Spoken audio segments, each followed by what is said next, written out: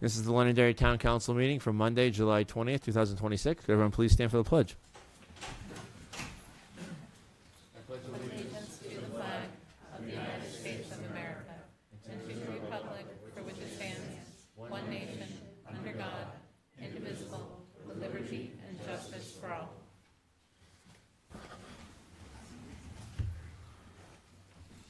Up next, Councilor Bouchard has a proclamation for Carol O'Keefe. Carol, if you can come up, please.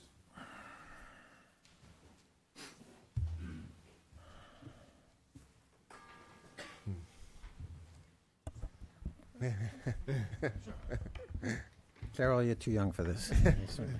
This is Resolution 2026-10, a resolution relative to recognition of Carol O'Keefe for her dedicated service to the town of Londonderry. Whereas Carol O'Keefe has faithfully served the town of Londonderry at the Londonderry Police Department as records clerk and evidence technician since January 2002, dedicating 24 years of full-time service to the town and demonstrating professionalism, dependability, and commitment in the performance of her duties. And whereas throughout her tenure with the police department, Carol has contributed significantly to the delivery of quality public service by supporting the town records and evidence functions with utmost care, accuracy, and integrity.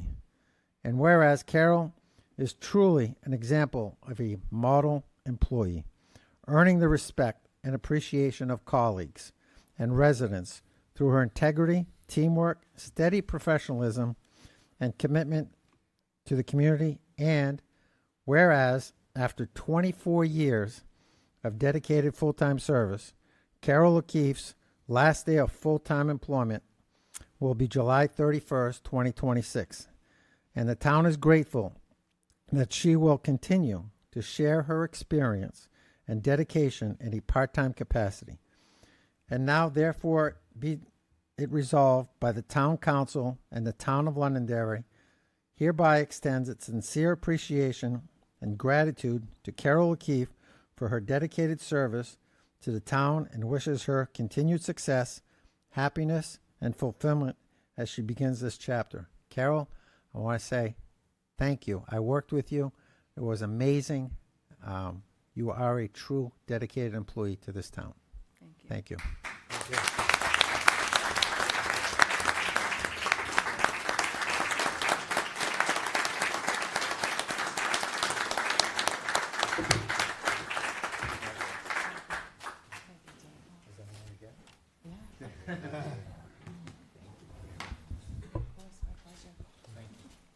Appreciate it.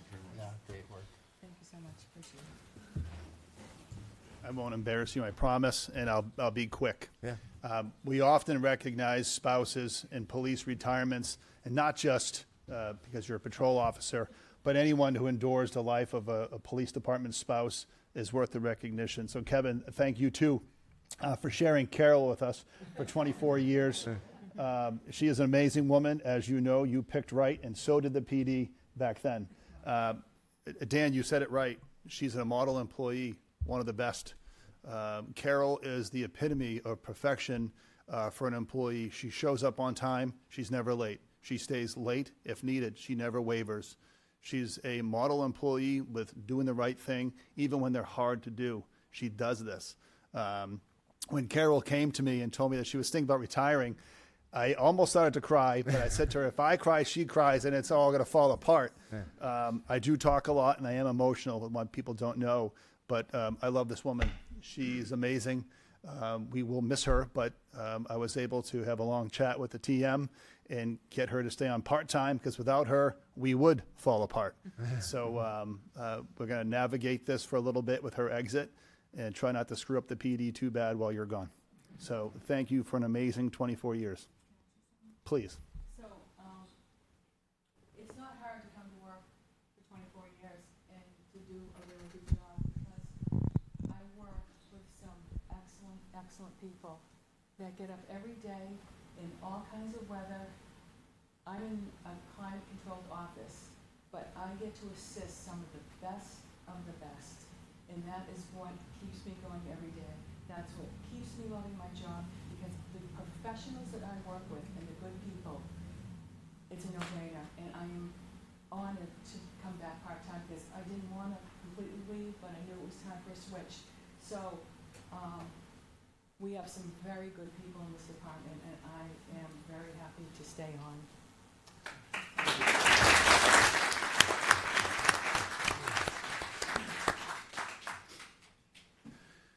Thank you. With that, I'll open public comment.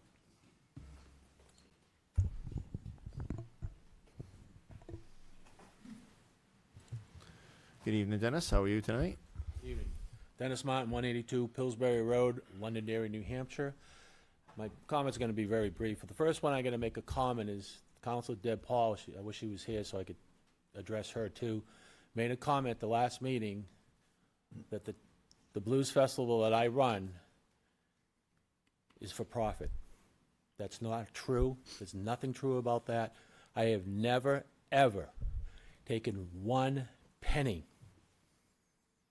Not one penny. As a matter of fact, there's a time I've had to reach in my own pocket to pay for things for that Blues Festival. Okay? I will never do that to my brother veterans, take money away from them, ever. So that's got to be cleared. Also, the thing I want to mention is about, I think we're going to have a hearing on it, but real briefly, that we're going to start charging people to use the town commons. So what's next? They're going to start charging people to use the playgrounds? I mean, this is ridiculous. It's lunacy. It's lunacy. We've never had that, and it's in our, we have it in an ordinance that no one, any taxpayer doesn't have to pay to use the town commons or any other public space. They shouldn't have to. We pay enough taxes as it is. You know, this has got to stop. Thanks. Thank you.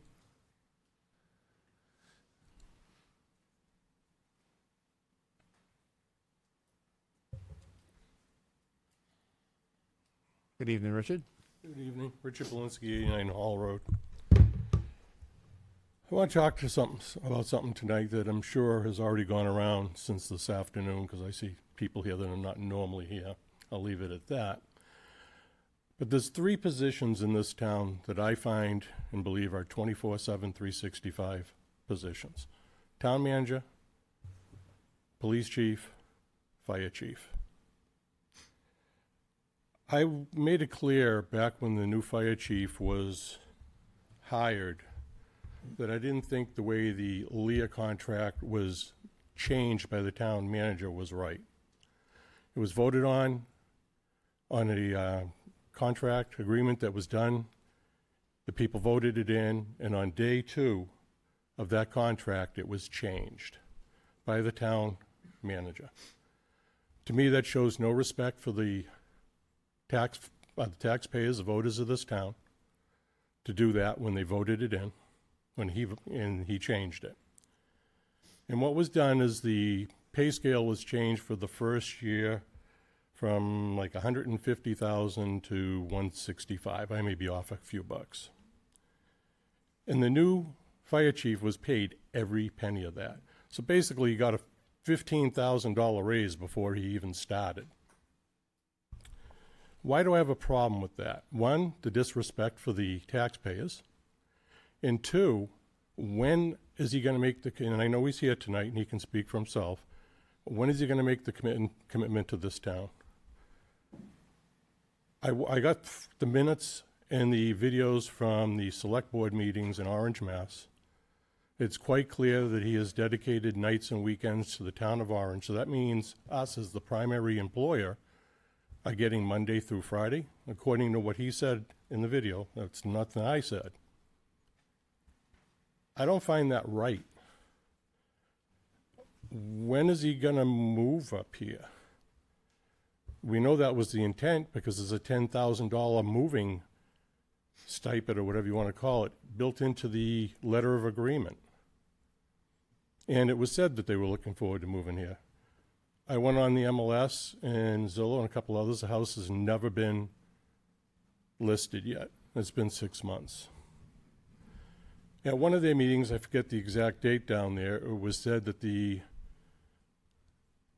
interim chief down there, our chief, was going to stay on until such time as they hired somebody. That's what was said, not my words. They just voted July 1st to put another search committee together to look for a new chief. So what does that mean? That he's going to be up here in 6 months, a year? We're going to extend the use of a town vehicle for past the year that that it's already been assigned to him for at our liability? We had a town manager that wanted to do that at one time, Dave Karen, and they said no because of the liability factor. He was given a travel stipend instead. Don't agree with that either. You'd want to work here, that's up to you to get here. And I know there's going to be 1,000,001 excuses why this was done.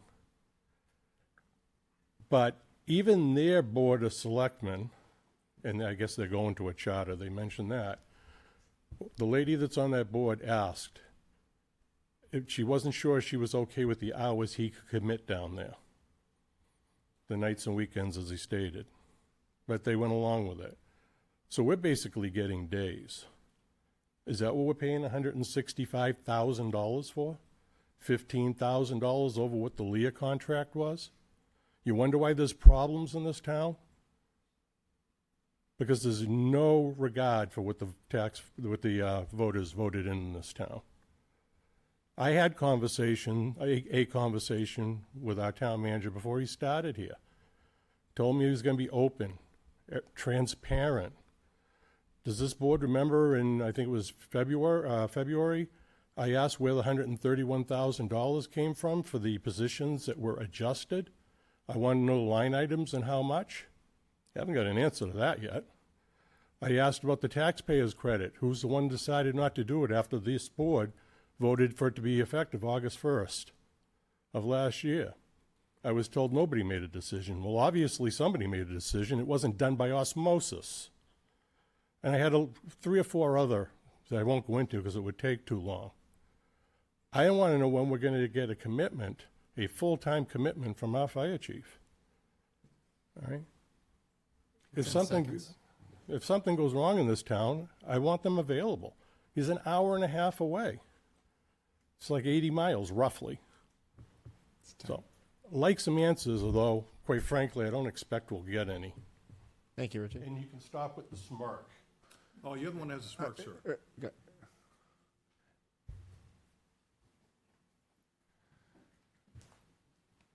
evening, Christine. Good evening. Christine Perez, 5 Wesley Drive. So it's my understanding that Londonderry's charter is completely clear in stating that the council acts as a body. That's in Chapter 2.01, Section A.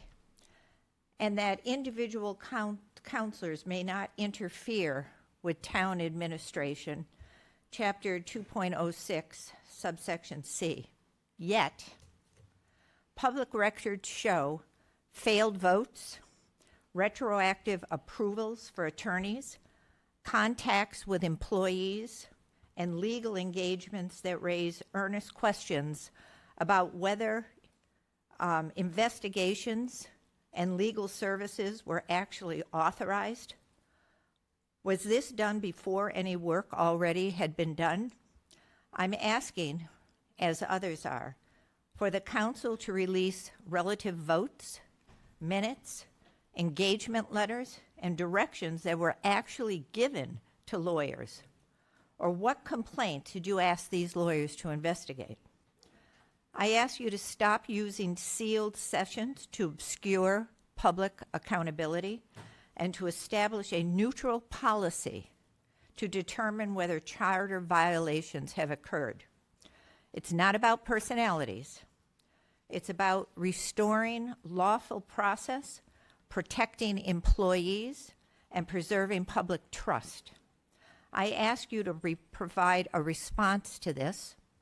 If legal counsels have reviewed this type of thing and there are no violations, in your view, can you please explain why you think there are no violations? Because I have a list of 10 of them. 10 of them. So I ask you to respond to this. Thank you. Anybody else for public comment?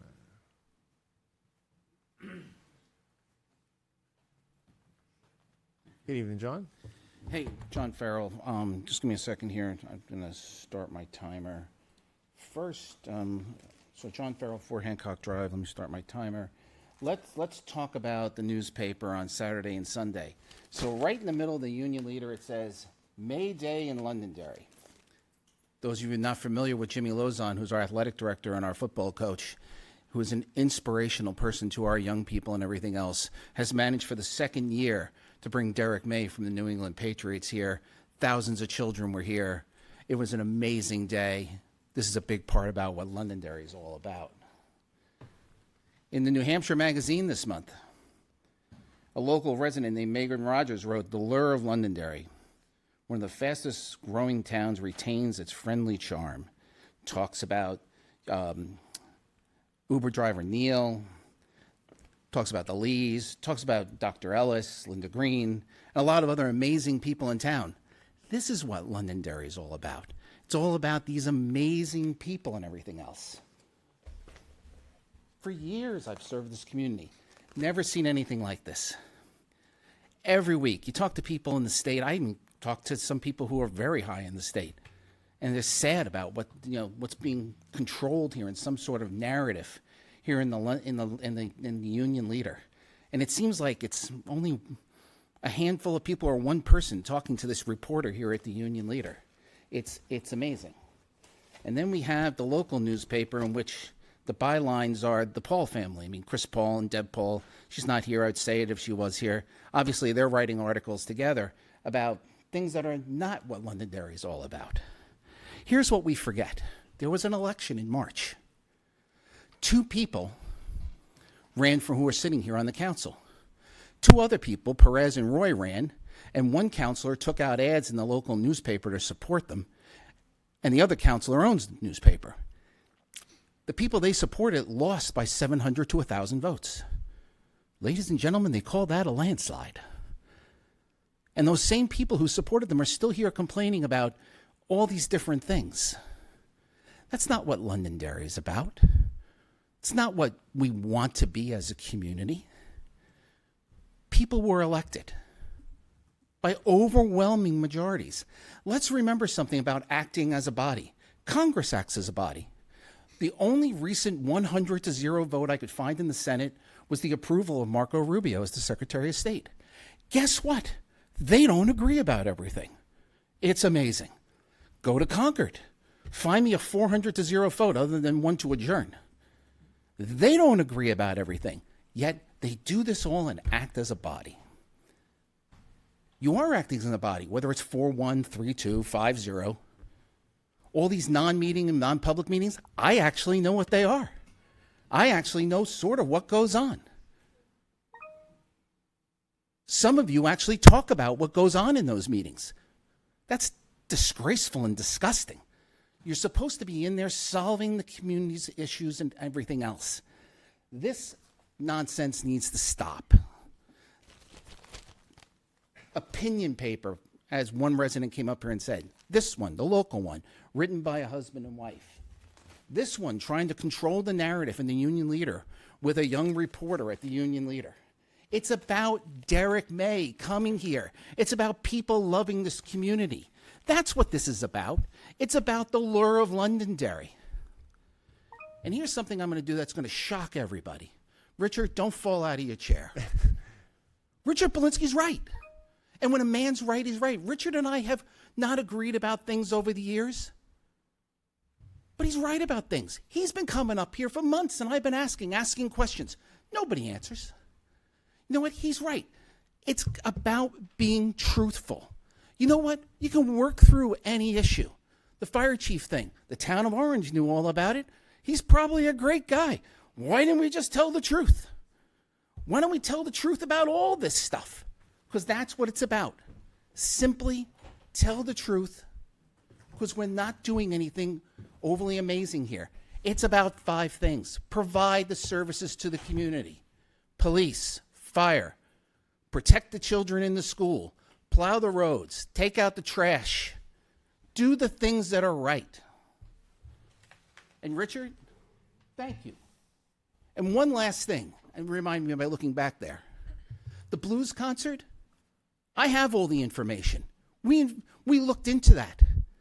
Man has never taken a dime. And shame on anybody who accuses him of anything different.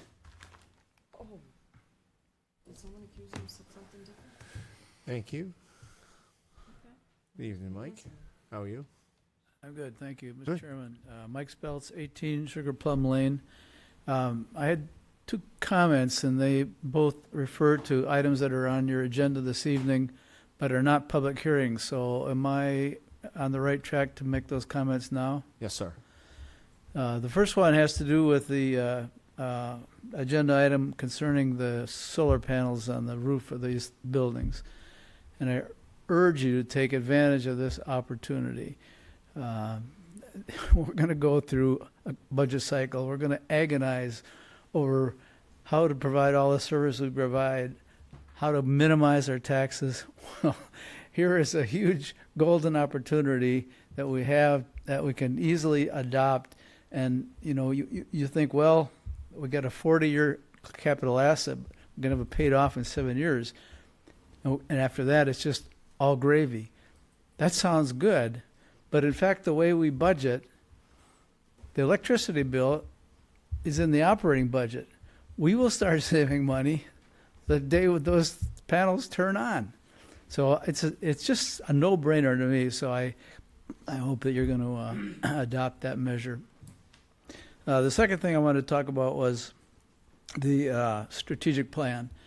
I can see three concerns with this agenda item, which basically is proposing sort of a mass deletion of a lot of the items in the plan.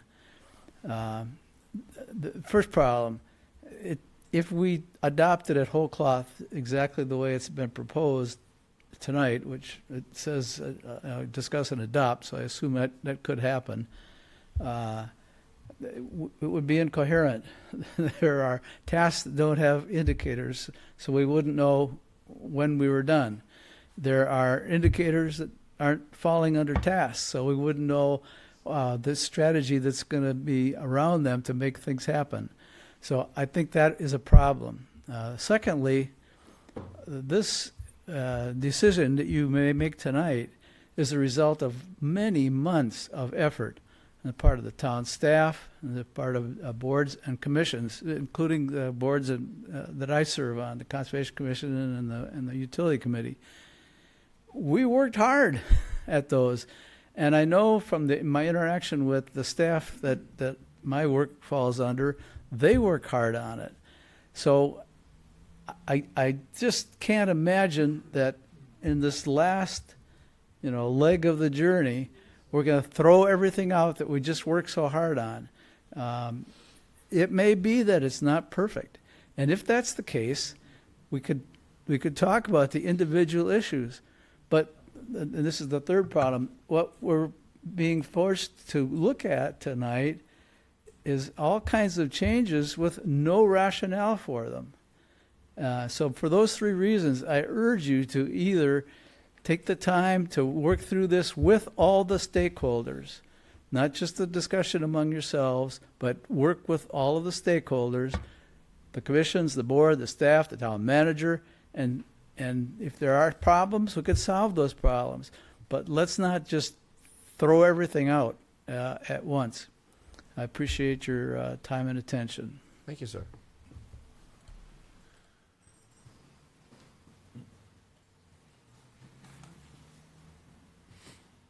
Good evening, Laura. How are you? Good, how are you?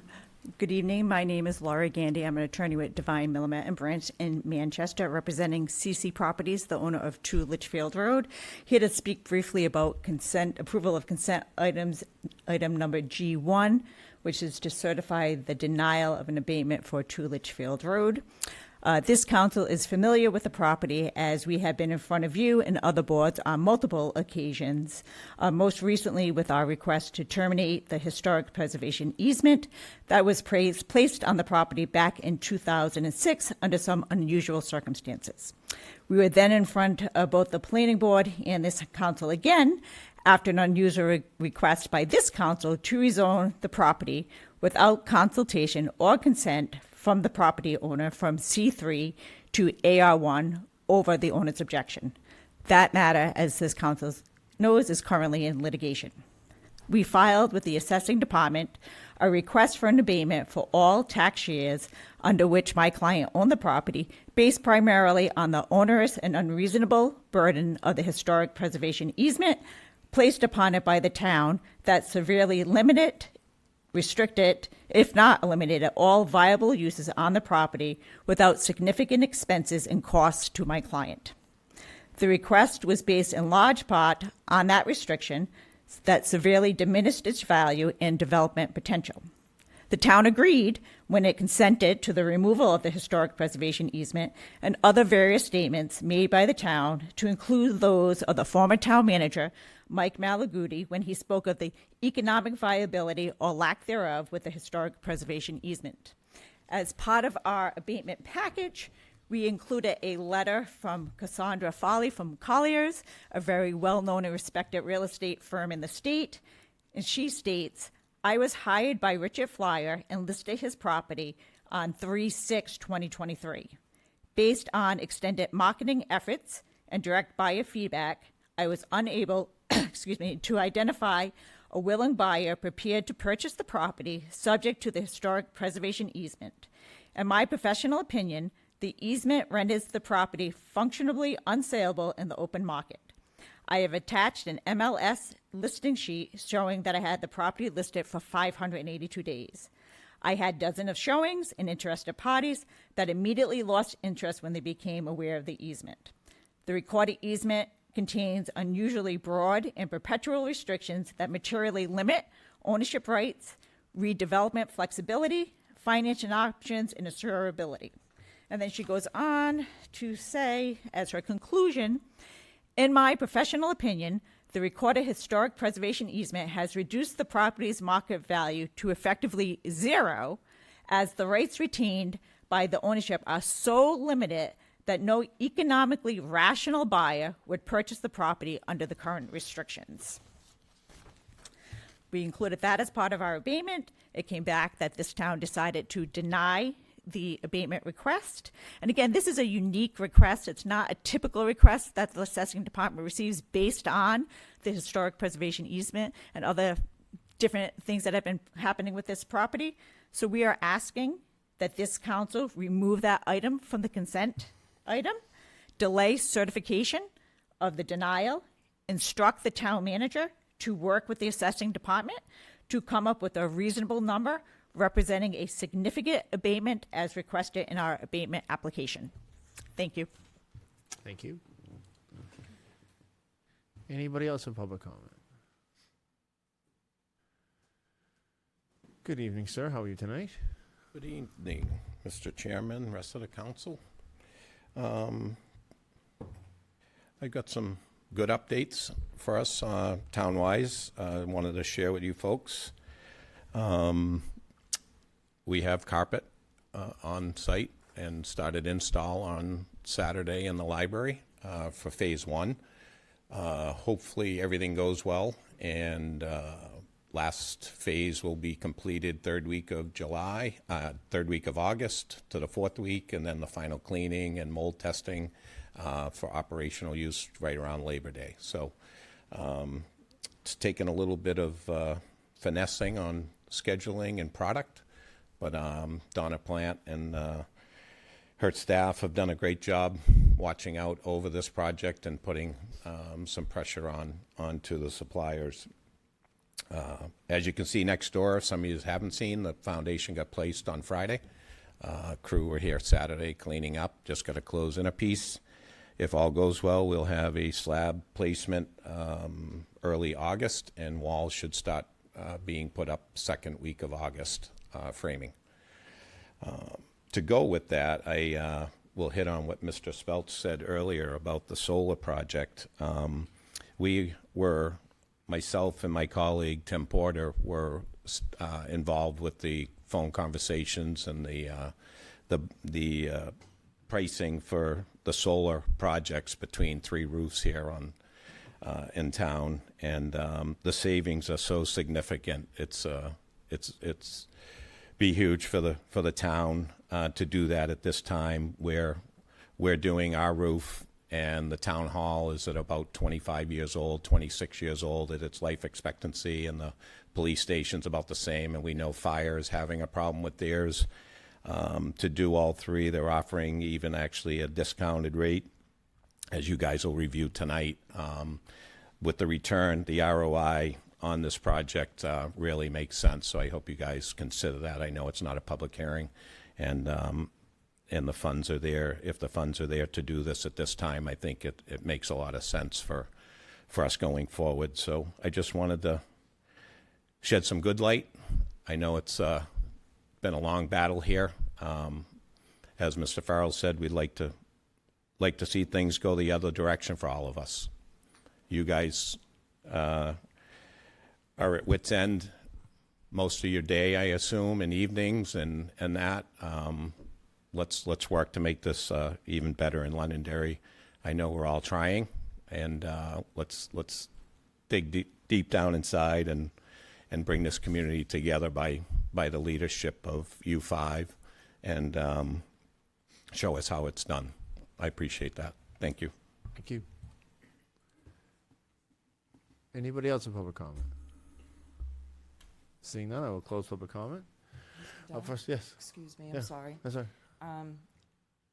I got a message when I wasn't here. Yeah. I guess I was accused of saying something about the Blues Festival. I'd like to clarify that I never said anything about anybody taking money. I was actually trying to protect them so they didn't have to pay fees on the concert. I said they don't make a dime off of it. They give it all to the veterans. And I said that publicly, and I was the only one of you guys who mentioned that and wanted to make sure that you wouldn't have to pay a fee. So I just wanted it to be noted that I didn't say that anybody was taking anything or that you had to pay anything. Maybe you should listen to the tape again, Dennis. You did All right, hold up. You up. Dennis. Dennis. Dennis. I have the Please. video. Good, good. Right, Post guys. it. Bring it. I know what I said. Moving on. I will accept the motion to accept the resignation of Laura Chair, I Schenkman. just have a couple of things I need to respond to the attack on my fire chief first. Sure, go ahead. Okay. So I just want to thank Chief Young for being willing to come here. Sometimes we have a toxic political environment here in Londonderry, unfortunately for some people, but the vast majority of the people live there, 27,000 people live here, are not like that. So I have to apologize to you for that. But I also want to thank you for the good job that you have done in providing leadership in our fire department and turning in the direction we wanted to go in, and building on the work of the last 2 fire chiefs and the people that work there every day. Our fire department gets stronger and stronger every day, and thank you for providing that leadership. I also want to say that I think it's interesting that it was brought out that Orange can't seem to find a fire chief, because we know how difficult it is to do that, which is why we need to pay the salaries we do so we can attract people and keep them. And when it comes to dedication to the community, you have demonstrated how you're dedicated to your old community, because you're still willing to serve them and help them until they can find a chief by working evenings and Saturdays and not interfering with your job here. So thank you for that as well. But I have something else to read, Mr. Chair. Okay. I want to address the investigations involving me in a manner that respects due process, protects employees and witnesses, and preserves the public's trust in town government. I will not discuss witness statements, identify complainants, reveal evidence, or comment on the substance of any matter that legitimately remains under investigation. My request is much narrower. The council should provide the public with an accurate disposition of the first investigation and a clear status for anything that remains pending. On June 4, 2026, I participated fully in an interview concerning the first investigation. At the conclusion of that interview, I was told that I was the last person to be interviewed and that the investigation was complete. I am stating precisely what I was told. I am not assuming that the council had received or formally accepted a formal written report on that date, that is a distinction the council can and should clarify. On June 29th, the public was told that some information might be temporarily withheld while an investigation remains ongoing. On July 6th, the official minutes recorded Councilor Bouchard's statement that the investigation involving him and me had been completed approximately 1 month earlier. A motion to release the report then failed by a 2-3 vote. During that discussion, the chair stated the findings were not ready for release, while the vice chair stated that the delay was not caused by the need to make redactions. These statements leave the public with a reasonable and unanswered question. What stage of the investigation remains incomplete? Fact-finding, preparation of a written report, legal review, council acceptance, or public release? Which is it? Still ongoing is not sufficient precise status when the subject of the investigation was told that all interviews had been concluded. The council should identify exactly what remains to be done and establish a date for completion. RSA 91A begins with a clear declaration. Openness in the conduct of public business is essential to a democratic society. The statute stated purpose is to ensure the greatest possible public access to the actions, discussions, and records of public bodies, and to ensure that public bodies remain accountable to the people. RSA 91A is not merely a procedure for responding to a records request. It expresses a fundamental principle of New Hampshire government. Public business belongs to the public, subject only to legitimate and specified defined protections. The law recognizes that an investigation involving a public employee may properly be discussed in non-public session. It also protects certain personal information where disclosure would invade privacy, as well as attorney-client communication and attorney-work product. Those protections are important, and I'm not asking the council to disregard them. But RSA 91 also requires specificity. When a governmental record is requested and withheld, the town must identify the particular exemption being relied upon and briefly explain how that exemption applies. The statute also contemplates that sealed, non-public minutes and decisions will be reconsidered for disclosure when the circumstances support secrecy no longer apply. The proper question is therefore not, can we keep everything confidential? The proper questions are, what particular information must remain legally protected? What information can now be released? What is the public entitled to know about the outcome? Confidentiality may protect the integrity of fact-finding while an investigation is underway. Transparency completes the accountability process once findings have been reached. Continued secrecy harms town government. Once the existence of allegations has been publicly discussed, silence about their disposition is not neutral. The public has heard that there are numerous complaints and that the serious investigation is required. But the public has not been told whether the first investigation substantiated any allegation. That creates an imbalance in which the accusation is public, but the answer remains secret. That imbalance harms town government in several ways. It allows allegations to be mistaken for findings. An allegation is not a reason to investigate. It is not proof of misconduct. It allows rumor and selective information to replace the official record. When government does not provide a verified conclusion, people naturally fill the information vacuum themselves. It undermines the town manager's ability to lead the organization. Employees, applicants, community partners, and residents are left wondering whether the manager has been cleared, whether misconduct was found, and whether the matter remains unresolved indefinitely. It creates an appearance of selective treatment. Even when no improper motive exists, differing approaches to different officials or employees cause residents to question whether investigations are being handled according to consistent standards. It damages the credibility of the council itself. A public disposition would demonstrate that the council commissioned an independent process, allowed it to proceed, considered its findings, and accepted the outcome, whether favorable or unfavorable. The consequences are already visible. A July 8th Union Leader report framed the dispute as a clash over secrecy. A July 11th editorial described the public as remaining in the dark. An earlier June editorial called for openness and candor from Londonderry's elected officials. These headlines show that secrecy, not the underlying facts, has become the public story. Residents expressed the same concern directly at the July 6th meeting. The official minutes record comments about secret meetings, a lack of transparency, unanswered questions, and a warning that the council could lose public trust before transparency finally arrives. I did not cite these comments or headlines to criticize residents or the press. I cite them because they demonstrate the institutional cost of leaving a completed matter unresolved. The council needs to apply a consistent local standard. In 2025, the council commissioned a third-party investigation, ethics and complaint involving Councilor Paul. That complete report was made public. The council publicly accepted the findings, and it formally determined that the complaints were unfounded. At that time, I stated that transparent government is in the sunshine was how Londonderry should operate. I recognize that an investigation involving an employee can implicate privacy interest different from an ethics investigation involving an elected official. That difference may justify protecting the witness identities, personal information, medical information, or other sensitive details. It does not justify refusing to disclose even the basic disposition of the allegations.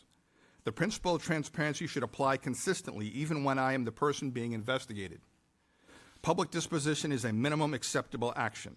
Even if the council advises that portions of the full report cannot lawfully or prudently be released, the council should at least tell the public whether the investigation is complete, whether the final report has been received, how many allegations concerning the town manager, whether each allegation was sustained, not sustained, unfounded, inconclusive, or outside the investigator's scope, whether any corrective or disciplinary action was recommended, when a redacted report or detailed summary of findings will be released, and what specific legal basis supports withholding any remaining information.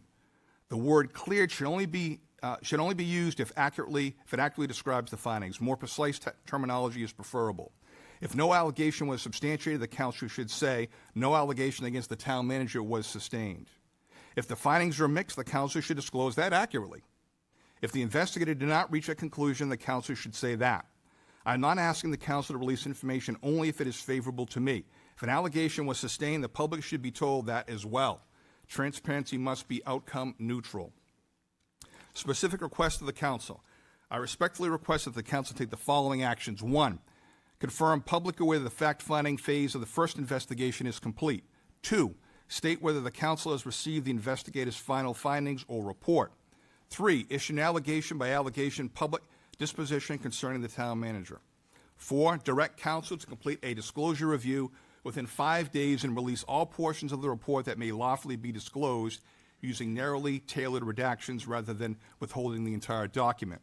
5, if the report itself cannot be released, publish a detailed findings summary and identify the specific statutory, privacy, or privilege basis for withholding the report. 6, review the related sealed non-public minutes and decisions to determine whether or not the circumstances justified continued non-disclosure still apply. And 7, identify any separate investigations independently, including its current stage, anticipated completion date, so that the latter matter is not used to delay closure of the first.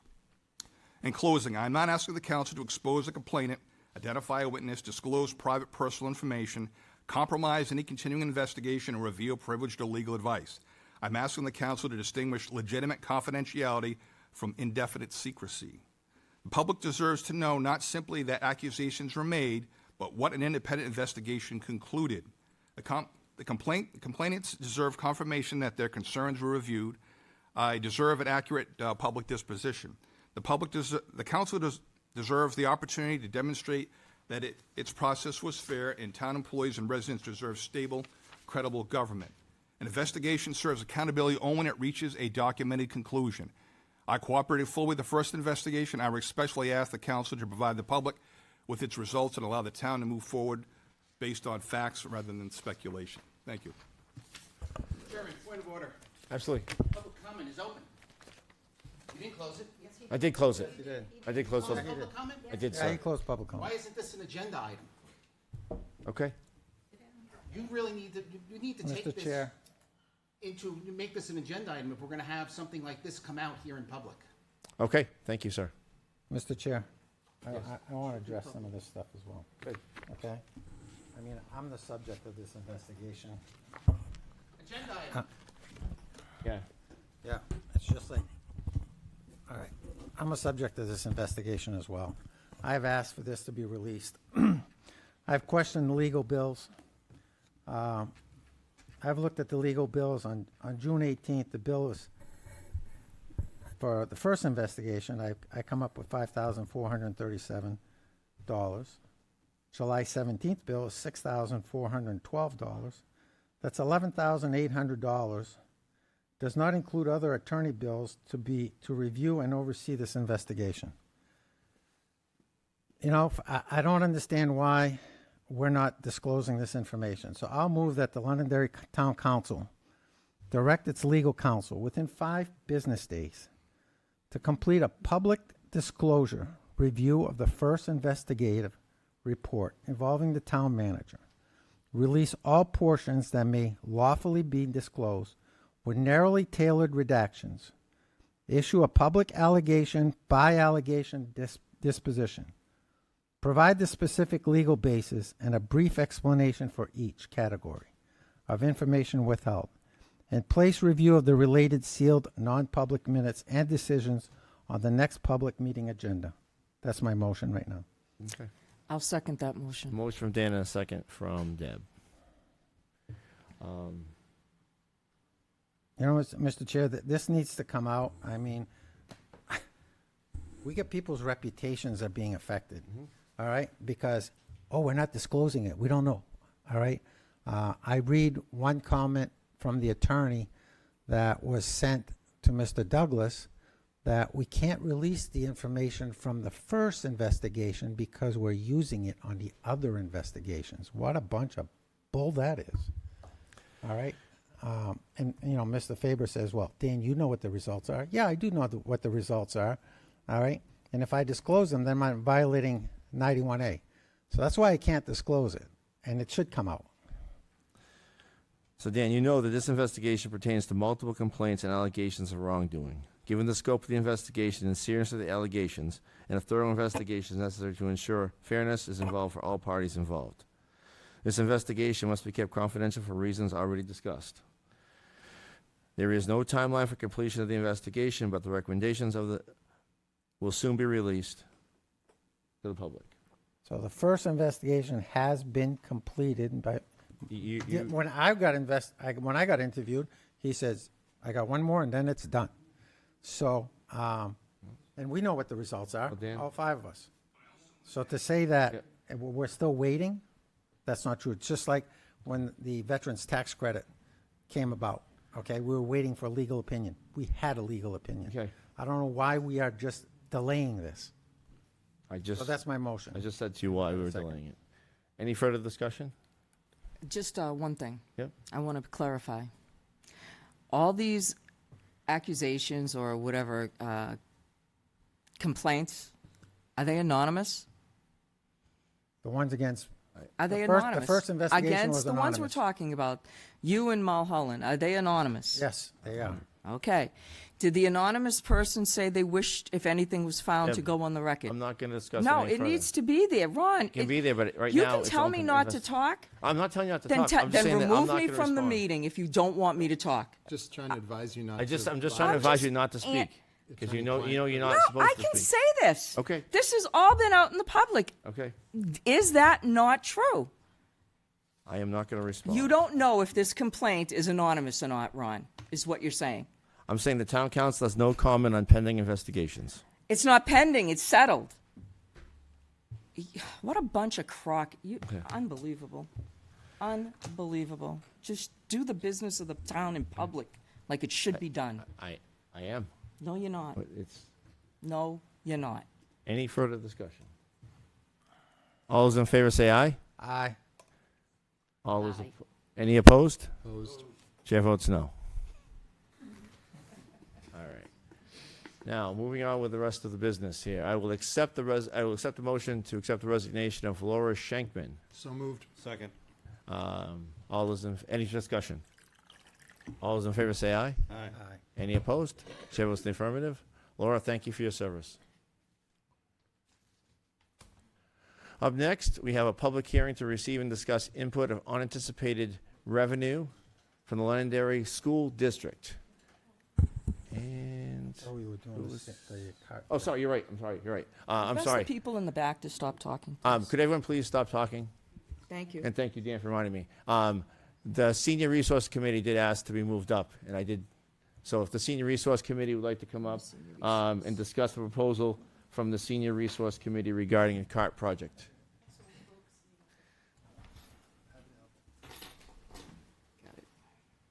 I apologize for almost missing you guys. You guys did ask ahead of time, so.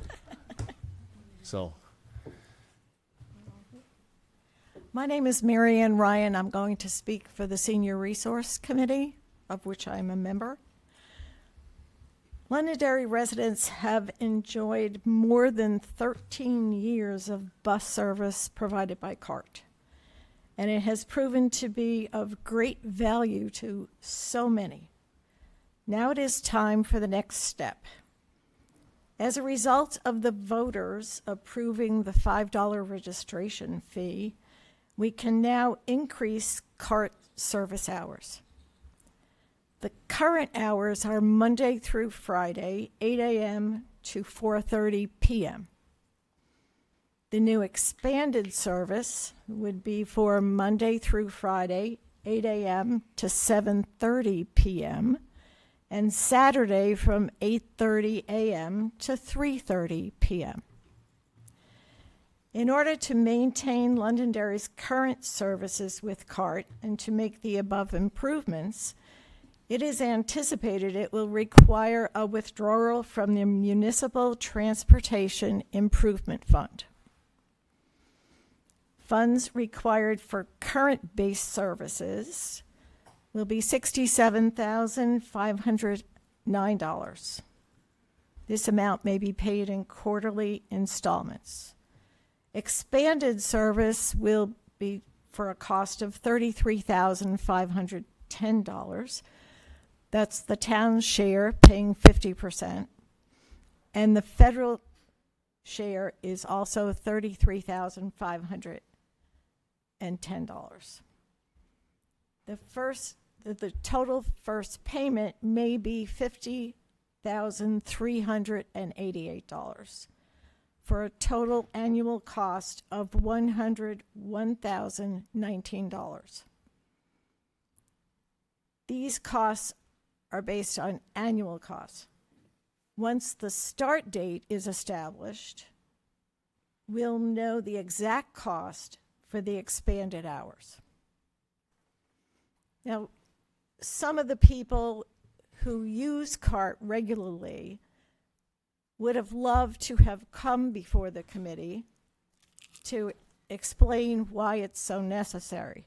However, they couldn't be here because Monday hours only run to 4:30.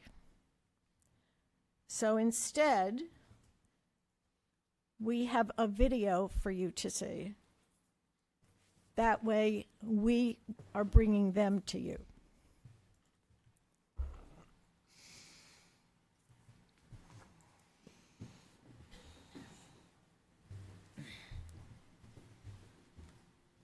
I use CART service twice a day. 3 days a week for the center and the shopping a couple of times a month. I use it to come to the senior center. And I have used it to go to the dentist or gone to the doctor. I use it to go to the Londonderry Senior Center. I like how convenient it is for me because I don't drive. So they come pick me up at my house and bring me back to my house. And they're always on time pretty much, you know. It's a really good service. It's not real expensive. Because if you try to take an Uber or something, it gets costly. The drivers are really personable and they're really good. The drivers are people oriented. It's a godsend for me. I'd be housebound without CART. I think that everyone that I've met so far on CART has been very respectable and very kind to us and really enjoy, riding CART. I think it would help. I originally was scheduling all my doctor's appointments or trying to the 3 days a week that I come here to the center. It turns out they can't accommodate me. Any of the appointments that I had by 8:30 to get to a doctor's appointment, they're not available. A lot of people that I know would if they have appointments or they want to go out shopping somewhere, they would definitely use it. I just think that it's great because like I said, I don't drive and it helps me get where I need to go. It's a great service. And the fact that, they pick you up at your home and they drop you back off at your home. The drivers are all wonderful. And any of the employees that I've talked to, over the phone, making my reservations and whatnot, have all been very nice and accommodating.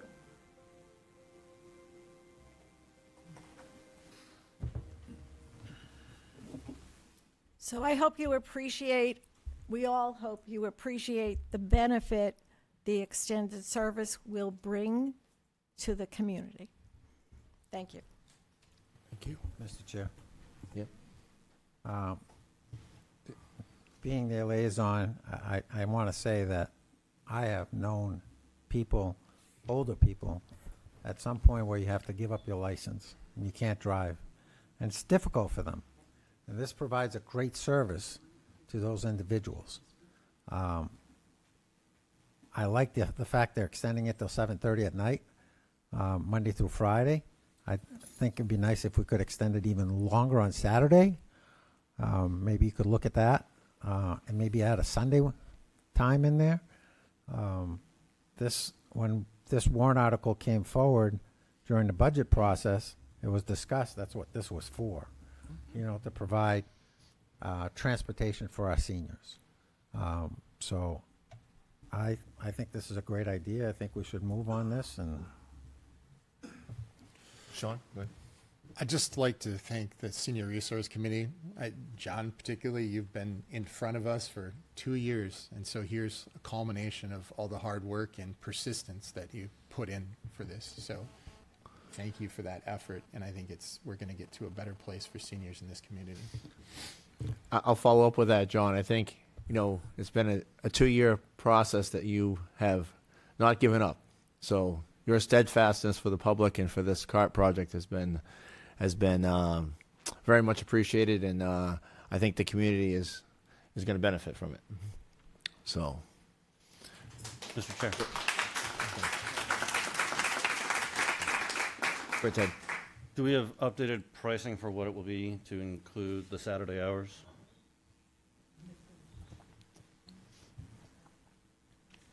I think the price they gave us, Ted.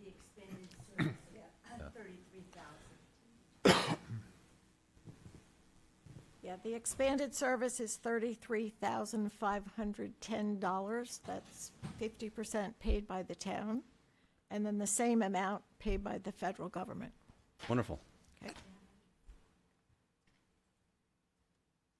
When will we be able to implement this?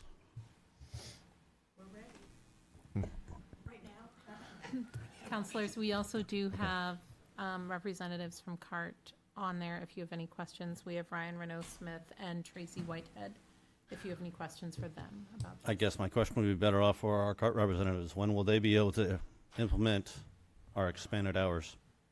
Ryan, can you unmute yourself on your end?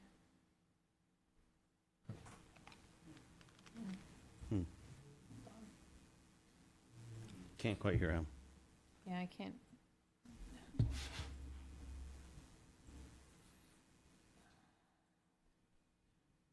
It's doing the noise suppression thing. Yeah.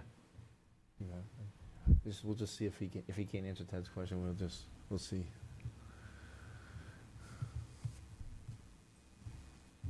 Hold on. You know what? I can actually, give me a second. And he can't hear us. Oh, there you go. This. Oh, we got him. There we go. Okay, can you hear us, Ryan? No. Okay. You muted us. All right, trying to coordinate this. Can you hear me okay, or no? Yes, we can hear you. Okay. So the question was, when will you be able to implement the expanded hours? Right, so I believe the extension, Tracy, correct me if I'm wrong, the intent is to start it in the next fiscal year, is that correct?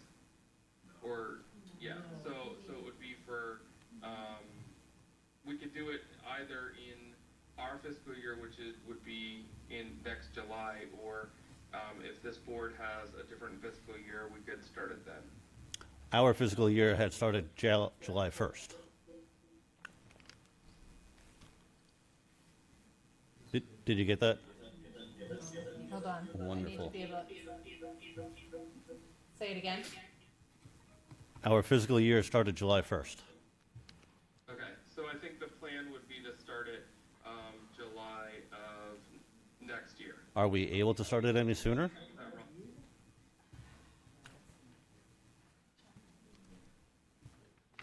I just want to make a comment. Sure. Some members of the senior center have already expressed to me why we don't already have this.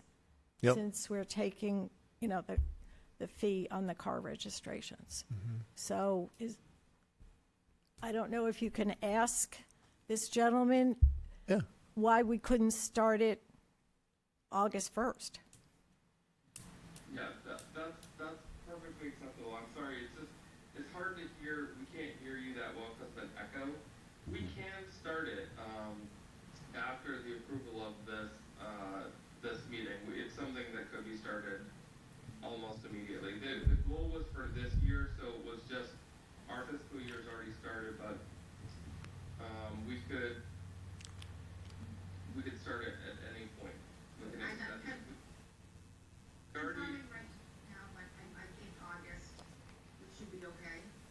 Yeah, so we're already running an evening service in Derry, that would be running at the same time as this, so there would be no reason why we couldn't start it right away. It's just a matter of your funding cycle. Okay. What's our funding cycle? That's not a problem for us. It's not an issue. Okay. Any other questions for members of CART? Are we all set with them?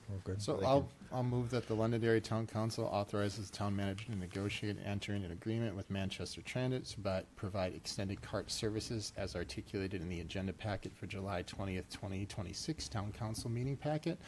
And I'd just like to add to that where we have it so we can get it going August 1st as stated. Sure. I'll second that. I have a motion from Sean and a second from Dan. Any further discussion? Just a couple of things on Please, that. yeah, go ahead. I want to make sure first of all, I need an agreement. So that have time to write it, it's got to be reviewed. Okay. Second of all, these funds are going to come out of that dedicated fund. That's why we don't need an additional budget appropriation. So Okay. that's how Manchester operates, like the regular budget, it's an appropriation. But for us, you would be moving money out of that fund to pay for this. The $37,000 originally in the budget, we don't need now to spend because we can take it out of this fund. Okay. The total amount of $67,000, and then the additional $33,510. So that's why we're able to do this. Okay. Is that still good with everybody? Any further discussion? All those in favor say aye. Aye. Any opposed? Chair votes in the affirmative, 5-0. Thank you guys for Good work. contacting me, and John, thank you for your persistence again. Mr. Chair, Yeah. since we're moving items up on the agenda, I was hoping to move a consent item up further in our agenda that we had hoped to speak about at this meeting compared to for 2026-06-29 abatement of 2 Litchfield Road. We're going to discuss this further at this meeting. Okay, so we you're wishing to remove it off of consent? Well, off of consent, but To move it up. bring up to have further clarification instead of having the landowner sit here all day and wait till the end of the meeting. Okay, I won't object to that. So, do you wish, first off, do you wish to remove it from consent? I'd like to remove it from the consent, and I'd like to have further clarification upon why the assessing department wrote down that there was no, what was the wording that they had? Lacks any analysis, which apparently from the attorney that had presented, that they had presented analysis. So I guess I'd I'm like to kind of see it. confused upon why all of a sudden one thing says something, but another person says something else. Okay.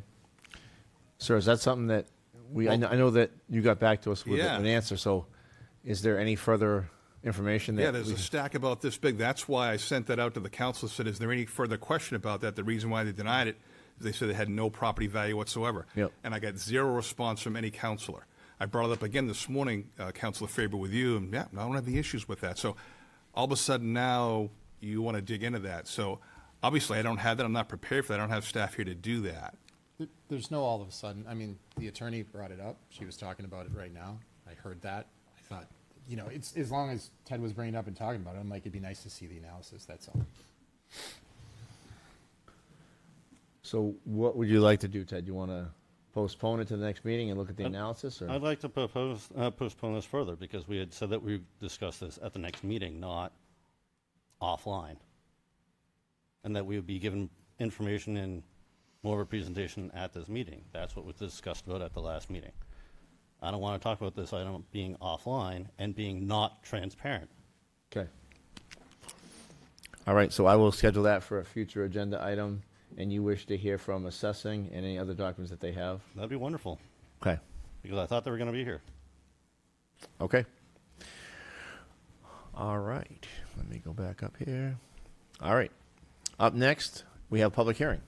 Receive public input to discuss the unanticipated revenue from the Londonderry School District portion of the SAU building project. Who is presenting? Oh. Welcome.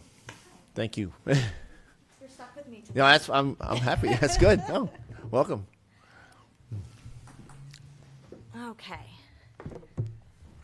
So this is just an accounting technicality for the 1.4 million from the school district for the addition for the SAU building. Essentially, we need to get it on our books as revenue. The school district has to get it on their books as an expense. So it went on the warrant, as everyone knows, in March. It was approved by a majority, so on the school and on the town side. So now we just need the formal accounting piece of it, and this will get everything squared away. Any questions? Do we have? Yeah. Do you want me to make the motion? Yeah, any other questions? Anyone from the public? Oh, yeah, public. Public. Yeah, so I accept the motion to open the public hearing. So moved. Second. Motion from Sean, second from Ted. All those in favor say aye. Aye. Any opposed? Chair votes in the affirmative. Anyone from the public wish to discuss the district project? Seeing none, I will accept the motion to close the public hearing. Motion from Sean, Second. second from Ted. All those in favor say aye. Aye. Any opposed? Chair votes in the affirmative. Back to us. So I'll move that the Londonderry Town Council hereby accepts the unanticipated revenue from the Londonderry School District as presented in the amount of $1,400,000 under 31:95-B, Part 3, Part A. I have a motion from Sean, Second. a second from Ted. Any further discussion? All those in favor say aye. Aye. Any opposed? Chair votes in the affirmative. 5-0. Thank you. Great, thank you. Appreciate it.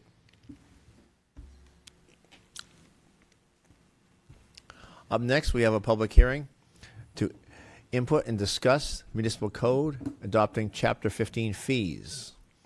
Ms. Hildeman. Great, thank you very much. So, as we mentioned last time at the first reading, the goal of Chapter 15, the point of creating this is to ensure that all the fees are consolidated in one place. Everybody knows where to go, where they can see what a fee would be, that all those fees are authorized by the council as they are required to be under law, and that they're reviewed on a regular schedule, preferably annually, so that the particular services that that residents of this town use, the burden of that cost goes to them. And it's necessary for a number of reasons. First of all, it aligns with RSA 4191A, which is where the council must approve all fees. That's for you guys to do. Putting together a single master fee schedule replaces where they're scattered apart and where we try and figure out when each one was developed, which Councillor Faber, when you asked me last time to kind of come up where they all were, that was an exercise for sure. Thank you. So, but it was a good exercise because it shows really the importance of having this. ensures that the people who are using the services that go above and beyond the basic services in town are paying those applicable fees, and it makes it really transparent. Everybody can look and see where they are. They're in one spot. There's no hidden fees. There's no gotchas. There's no surprises. It's just all right there. So the problem today, as I just said, when I went to find all those authorizations, the fees are fragmented. They can be hard to find, and they can be inconsistent in how they're applied. Not when they're applied. Our departments are very good at that, but in terms of the process of application, it's different. Some of them were never council approved, and some of them date back years, long before any of us were ever involved, and they just were never approved by the council. And some of these things, the newer fees count for the fact that some of these costs are being shifted onto the average taxpayer, and those who benefit from a specific town service should share appropriately in its cost, not the general taxpayer. This is just a summary of the ordinance at a glance, right? So it goes you through it has listed there the purpose, the definitions, the fact that the council has to approve it. We ask that you review it annually. The council may authorize waivers, reductions, and that's important. I'll get to, I do appreciate Mr. Martin being here. I'll address his concern in a moment. Talks about when they should be collected, the enforcement, any appeals, and the fact that severability, which is the standard one here. And that brings me to what Mr. Martin said about the common. The purpose of fees for reserving the common or reserving a meeting room is those fees only apply when you would be using it to the exclusion of other taxpayers or to a commercial activity. And there's provisions built into this so that those fees can be waived. I think I mentioned Mr. Martin last time. I think he stepped out of the room. But his event is a fundraiser. That's exactly the type of event that the town would absolutely consider waiving. You know, he's been doing it for 10 years without being charged. I can't see a universe where the council would not, and the manager would not address that. Same thing with a fundraiser, but there's a difference between a nonprofit reserving the council for a fundraiser and reserving it for an end of the year party where nobody else could go there. That's kind of the difference, right? So the intent of this isn't to make it harder for our citizens to use it. It's compensating citizens when they can't use it and using those fees to pay for the elevated maintenance costs that come from exceptional use. As I mentioned last time, electricity, cleanup from our public works, wear and tear on fields, those are all things that these would go towards. This is simply a list of departments that it covers. Most of these already have fees that were somewhat approved. Other ones are brand new, like cemeteries and burials. You guys haven't dealt with those before. Cable access, senior center, and parks and recreation in particular. So there's a list here of these are fees that are requiring council adoption that have never even been before the council before. And I also have the document here that I'm more than happy to pull up that lists all where they all originated before, if that's what you'd like to see. So I am done. I'm good on seeing those. Thank you for the homework on that again. I just do have a question. So as far as the record request fees, AKA the 91A fees, have any of those changed? No, not at all. Okay. Those just are the making same sure. as the ones that, and we had no plans to propose any changes to that. I just want to say that at my last recreation meeting, the rec department, who lives on a very, very thin budget, was very, very happy to see these fees, and they are hoping that we move them forward because it will help them get the things they need without having to go to the taxpayers. Excellent. I just had a couple of clerical questions. Certainly. Nothing. If I read 15.3 correctly, and I believe that is correct, then in 15.5B, I think it should be town council. If we agree with what 15.3 says, I think if we go to 15.5 B, it should be the town the town council would be in charge of. Gotcha. So this one is, so this says any department level waiver authority must be explicitly stated in the master fee schedule. Yep. So the town council can authorize it unless there is a specific provision stated in that area, in that specific department's part of the schedule. The one that I would draw your attention to would be, and currently there is nothing in here that says the Yep. town manager would do that, with the exception of recreation. Yep, I have that, that's on my list, that's, Yep, and so, let me scroll down there. All right, so the town manager may recommend revisions to it, and the town council shall approve of it. So if so that lets it go through an administrative process first, basically just writing up the letter and letting it go on the consent agenda, for example, just Okay. like anything else. So that's why that provision is in there. Reservations for the common are one of the most frequent things that they're going to have in Parks and Recreation there. It would also apply if there was, for example, a fee a program that that Director Cole was suggesting waiving a fee for, right? That would be something that the town manager would then convey to you. The reason that's in there is so that the town manager can kind of package up those revisions, take a first look at them, and then would send them to you guys for confirmation. okay. So rather than because the director would interact with the town Okay. manager and then he would relay it to you. You would I'm still fine see with that. everything. The next question administratively is 15.8. I think it should read, the town council should hear the appeals.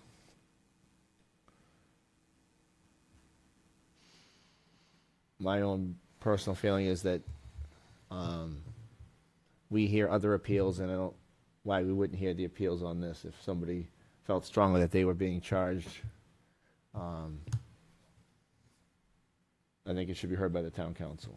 And then you answered my next question, which was 15.19, and I'm fine with that. So I guess my only question is 15.8. I think it should read the town council. I agree with that. I think too. that adds to Okay. Okay. Okay, it's okay. Good, All right. simple. I think you should deal with those. My God, we all agree. Wow. And that's what I had. Other than that, those are my only things I had. Did you have anything? Certainly. Do you want to open the public hearing? Oh yes, yeah. I'm not closing. If you had anything else to say, I'll accept the motion on the public hearing. So moved. Motion from Dan. Second. Second from Sean. All those in favor say aye. Any opposed? Chair votes in the affirmative. Anyone from the public wish to discuss the fee schedule?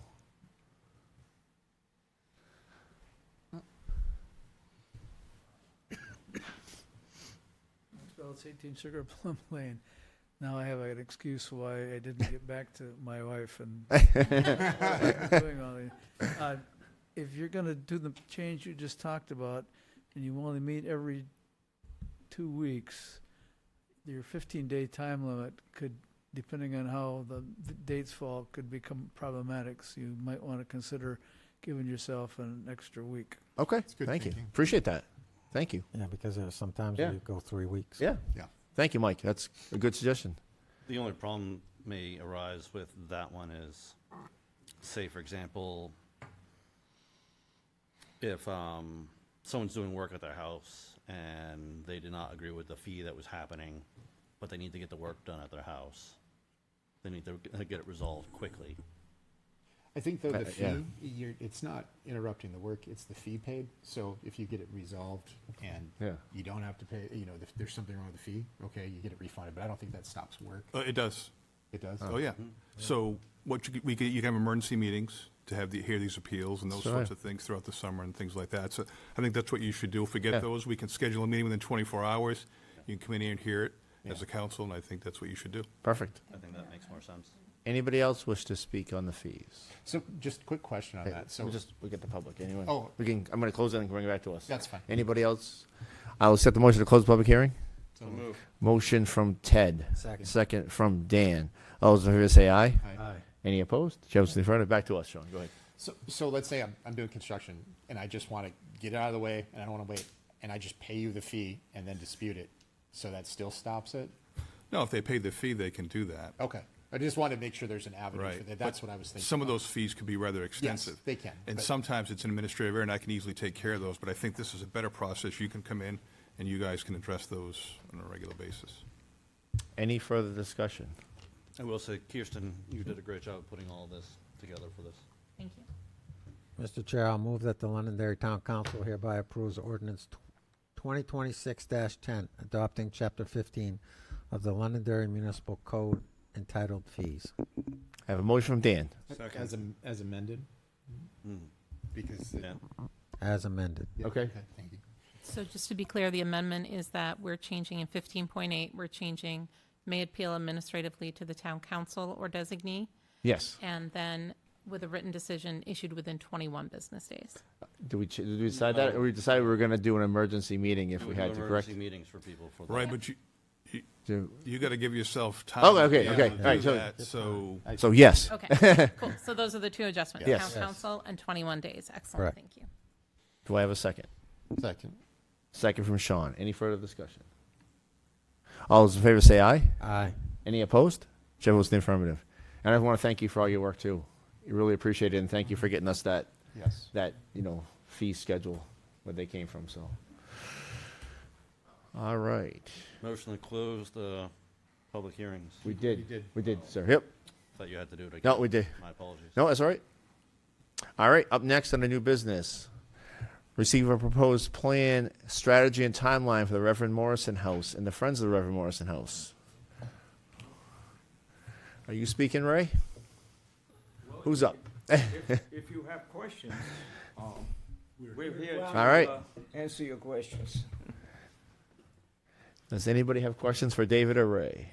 David, grab the mic and bring it down to yourself. Yeah. Thank you.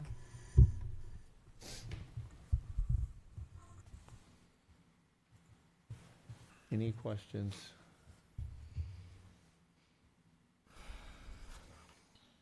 So what is your time frame again?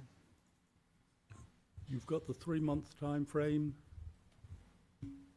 ahead of you. Yep. That's I to just get want to us make sure for started. people in the public so that we actually have a full presentation here. I'm sorry? Just making sure for people in the public who may not know. It was in the package. No, I understand. Just Yeah. people who are at home or who are We don't watching, have if it they in front can of us. find out a bit more about what you're doing. We do not have that timeline in front of us at the moment. Okay. Can I get some help, guys? Yeah. Right there on the screen. I got Want me to read it? I was hoping for a bit more of a presentation. Yeah. That's all, for the people at Well, home. it's on the screen, is it not? Right, but there's people at home who might be watching, who might me be to read hoping it? for more. Yeah, of a Dan, you want to presentation. just You want just us for to the people read at home? that? Dan said he wanted to read it for the people at I'll home. read it. Great, someone. So, 3-month timeline. The goal is to establish legitimacy, build public awareness, secure every funding if possible, and complete the foundational assessment. Month 1, design branding of the meeting house and the official mission statement. Launch a public communication channel, newspapers and Facebook page. Create an email for the meeting house. Collect an email list. Begin collecting historic materials, photos, stories, documents for public engagement. Sorry, my screen's not that big here. Meet with town staff to clarify access, boundaries, and expectations and determine who will be the point of contact for the town. Schedule a public kickoff meeting to introduce the group and gather volunteers. Month 2. Assesses, document, and build support gathering preliminary building assessment, structural roof foundation envelope. Begin volunteer skills inventory, carpenters, historians, grant writers, fundraisers. Start outreach to local civic groups. Begin drafting a 1-page Why Save the Meeting House. Start collecting oral histories from longtime residents, videos, recordings for online. Month 3, early fundraising and public visibility. Launch the first fundraising campaign, online donations, local businesses, etc. Apply for small, fast turnaround grants. Release the preliminary assessment finding to the public. Begin drafting the 6-month restoration roadmap. So that's where we're at. That's for the 3 months, which is a good start.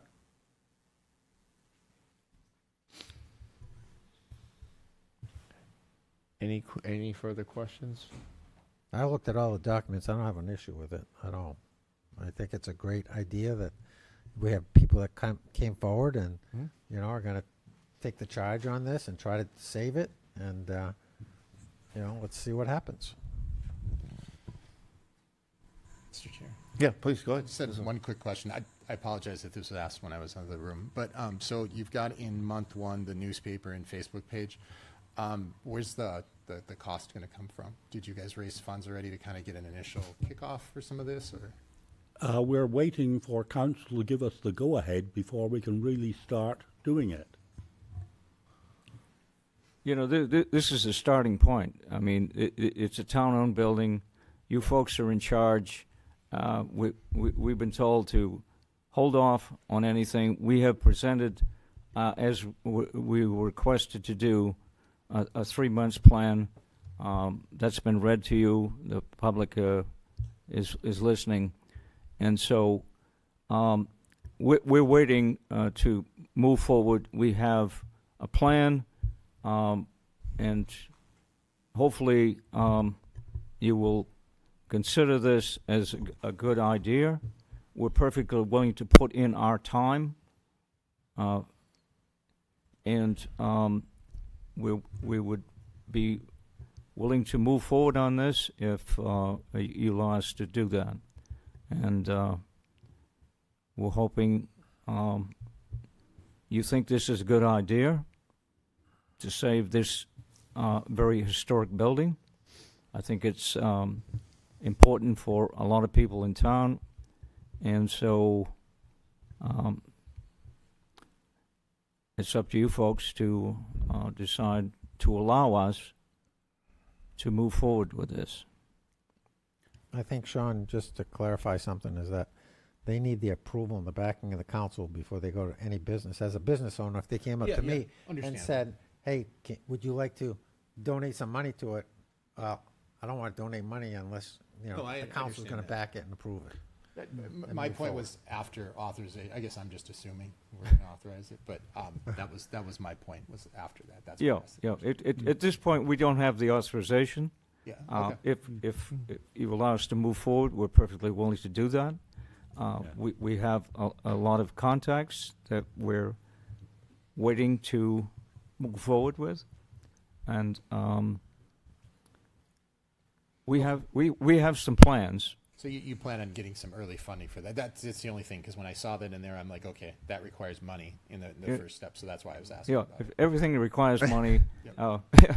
We don't want to put further burden on the taxpayers. However, that's something that we have some thoughts as to how we can move forward in that regard. Gotcha. Excellent. Mr. Chair. Absolutely, good. If I may suggest for slight reorganization of your month one, I would put fundraising first and have whoever's leading your charge have a group discussion about fundraising, because some of these items will be cost items that you're going to need money to go ahead, and how are you going to go about raising money to move forward from one to the next. Can I interrupt you? Yeah, so it's I thought this was just a suggested list. Like, I don't think anything on here is etched in stone. I mean, collecting an email list, which is, what is that? Where's that? In line 1, could be moved all the way down to 3.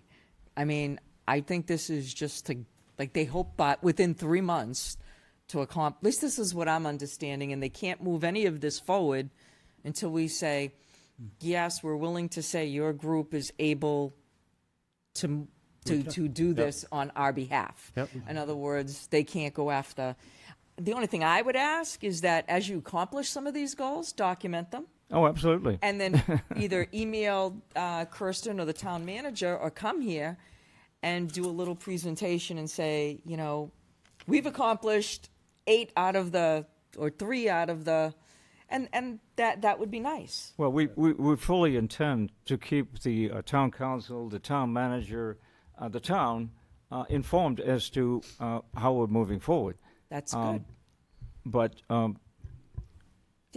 At a minimum, we were anticipating coming back at the end of the 3 months to give you a formal report. Perfect. Yeah, my understanding is you guys are going to come quarterly. and give us quarterly reports on it, so. Well, it's only 3 months, so Yeah. that would be quarter, Yeah. one Yeah. quarter. Yeah. So, Mr. Chair, I'll move that the Londonderry Town Council hereby supports the efforts of the Friends of the Meeting House to work with the town manager to further develop a plan and present proposals to the town council for consideration to preserve the Reverend Morrison Meeting House.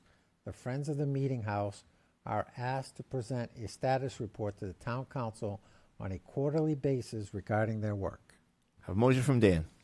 Second. A second from Deb. Further discussion. Yes. Go ahead. So we're probably going to need to set up, I guess, separate banking for this, for any expenses that come out of this. But not from the town, because the Yeah. voters said No. they can't. This has got to be done on their own. It's going to be done on their own. Yeah. Okay. I just want to make sure. Yep. Can't be any town funds used because of the warrant article. I just want to make sure. Yep, no, just clarifying. Well, Anybody? Ron, I just want to Yeah, clarify please. this too. There will be some basic town funds used. To say nothing, it'd be kind of a misleader. Okay. Because we will be, what are you calling it? Preserving it. What do they call? Would they wrap it? They use a word. I can't think. I'm so sorry. My That's brain all right, is no. not functioning. But they're just going to button it up so that like no water's in there, the water line. maintenance. It's town like- maintenance of the Yeah, the building. town. So to That's say not that related to this. I know, thing. but to say that there isn't, there kind of is. There's that Okay. time for Dave Wally to go there So I'll. and just make sure things are buttoned up. So, Mr. Chair, Yep, I got a question. Sean, and then I heard you. Yep. I That's just all want I- to be clear because there's a legal distinction to that with the warrant article. So maintenance isn't included with these are separate items. So the building will continue to be maintained. This is a separate. That's I initiative. understand that. Yeah. But when he said there'd be no tax dollar, I didn't want somebody to see a DPW truck there doing something and they go, "Oh, I thought we weren't paying for something," Okay. and then in fact we're just doing maintenance on a building. So the statement is true. No tax dollars used for this, but the maintenance of the building is a separate That's effort. what I'm saying. Yes. But people Clarity. needed to understand Yes. that. That's why I brought it out. Dan. Okay, so I just want clarification from the town manager and our finance people. So they go out and they raise X amount of dollars. Where does that money go? Who's managing that money? There. Well, not us. Yeah. They are. They are. Yeah. They are. Yeah. Okay. If they want to make a donation to We're the, going to try and set ourselves up as a non-profit. Okay. That's all I want to know. Just want to clarify they can make that. donations to the town, and it's up to the town council to accept those funds. Okay. And I just want to make sure we're not getting in your way. You know, I thank you for taking on this effort, and I want to not put roadblocks in your way. So. Any I'm further? having a little problem understanding you. Oh no, I just said thank you for going forward with this effort, and I just want to make sure we don't put any roadblocks in your way. That's what I was saying. Thank you. Yeah. Thank No. you. Any further discussion? No. All those in favor say aye. Aye. Any opposed? Show us in the affirmative. 5-0. There you go. Go get 'em. Thank you. Get him, Ray.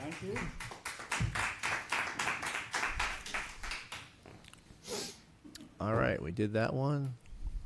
Up next, discuss and authorize the town manager enter into a contract for Type 1 medium duty of ambulances. Chief Young.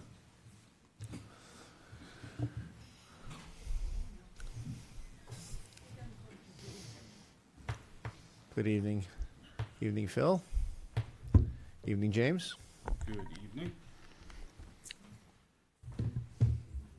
Thank you for having us tonight. We're here to request authorization from the town council to enter into a contract or have the town manager enter into a contract for the purchase of 2 new medium-duty ambulances. The oldest ambulances in the department's fleet are 11 and 13 years old respectively, and they have exceeded their life expectancy. Typically, industry standards are 7 to 8 years in a town of this size with the call volume that they do.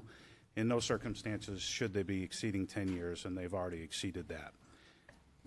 The delivery time frame is approximately 2 years minimum, so they'll be 13 and 15 years old respectively by the time they're replaced. So there is some urgency here, and it's time to replace these 2 vehicles in our fleet. The recent RFP that was advertised was due for responses on June 15th. That RFP was included in your package and was advertised publicly. We received a total of 3 responses, all of which were included in your package for your review. The selected proposal does represent the lowest responsive bidder to the RFP, which also happens to be the current manufacturer of the ambulances that we've purchased for several years now.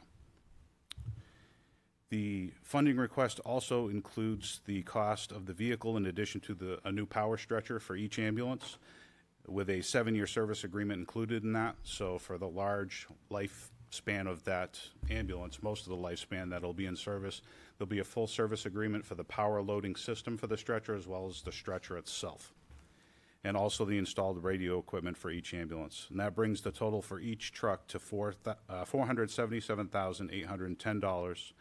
And combine the two together, we're requesting authorization to enter into a contract for $955,620 for both ambulances. In discussions with our finance department, with Sarah and Justin, the town can afford to purchase these 2 ambulances out of the fire department capital lease line, because when we take delivery of them in approximately 2 years, there are other things in that capital lease line that will drop off, allowing for the funds there to pay for the purchase of these 2 new ambulances. And that's basically all we have for you. And we thank you for listening to our presentation and ask that you would authorize town manager to enter into a contract. Any questions for you? Okay, good. Yeah. I guess why is this, isn't this something normally we put on the ballot and we have people authorize? I mean, we've voted for all of these in the past, so I guess why is this going through a different mechanism?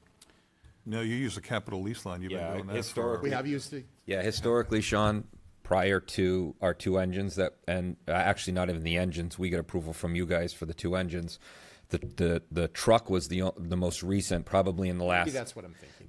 The ladder truck, just due to the sheer cost increase of the ladder truck. Yeah. Right, but even the engines were $1 million, little under 1.1, and it was approved by the council for those since we had it in the lease line.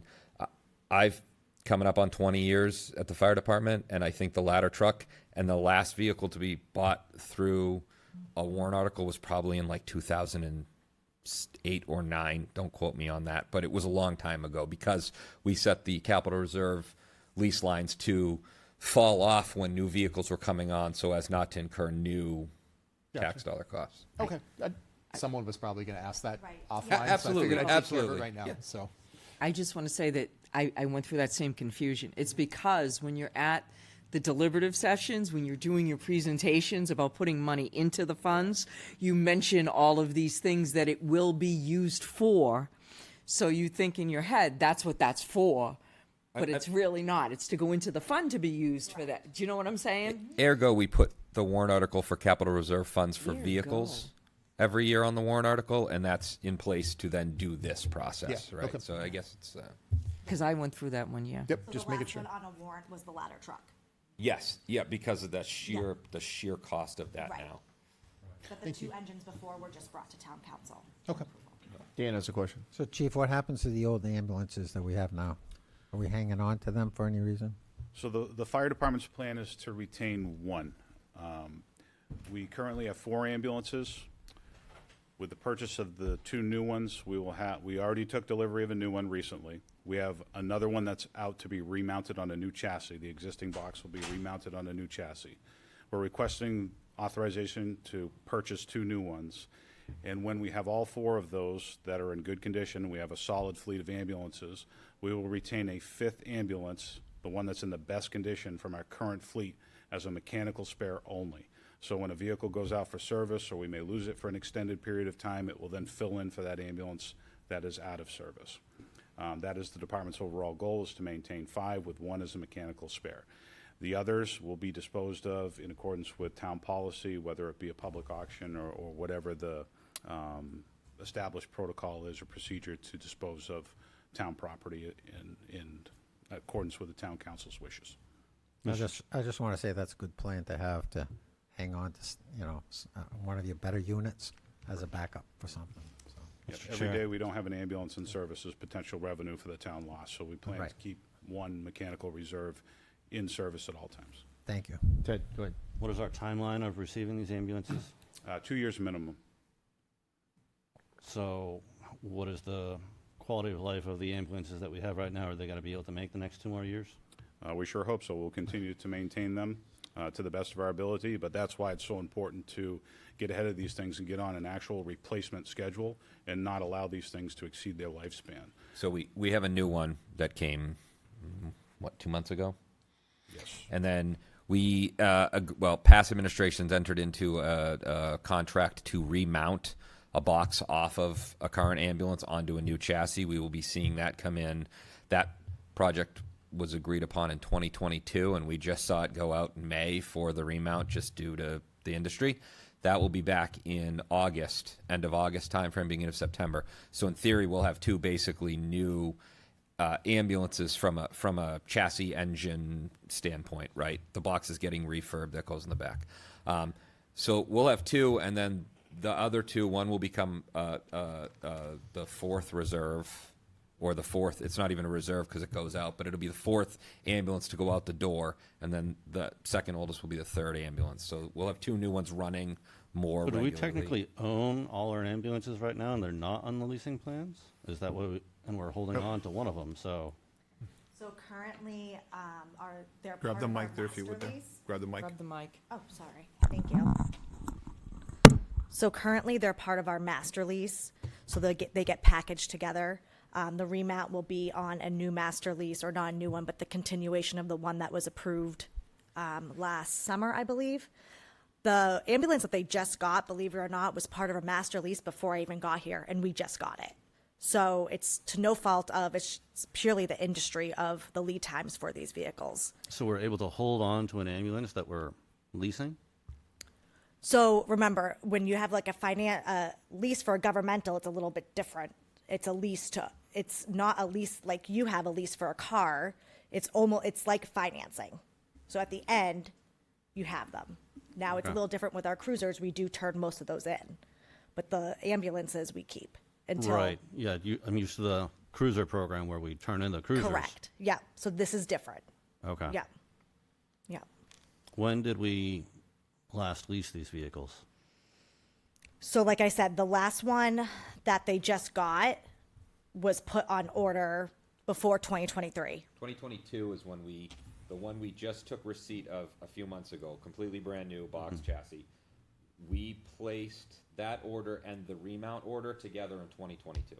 And when did we start making payments on that one? So by the time we've received this ambulance, we're almost done paying for it. The one that we just got. So ergo, we almost will own. That's unfortunate that we're making payments on something that we don't actually physically have.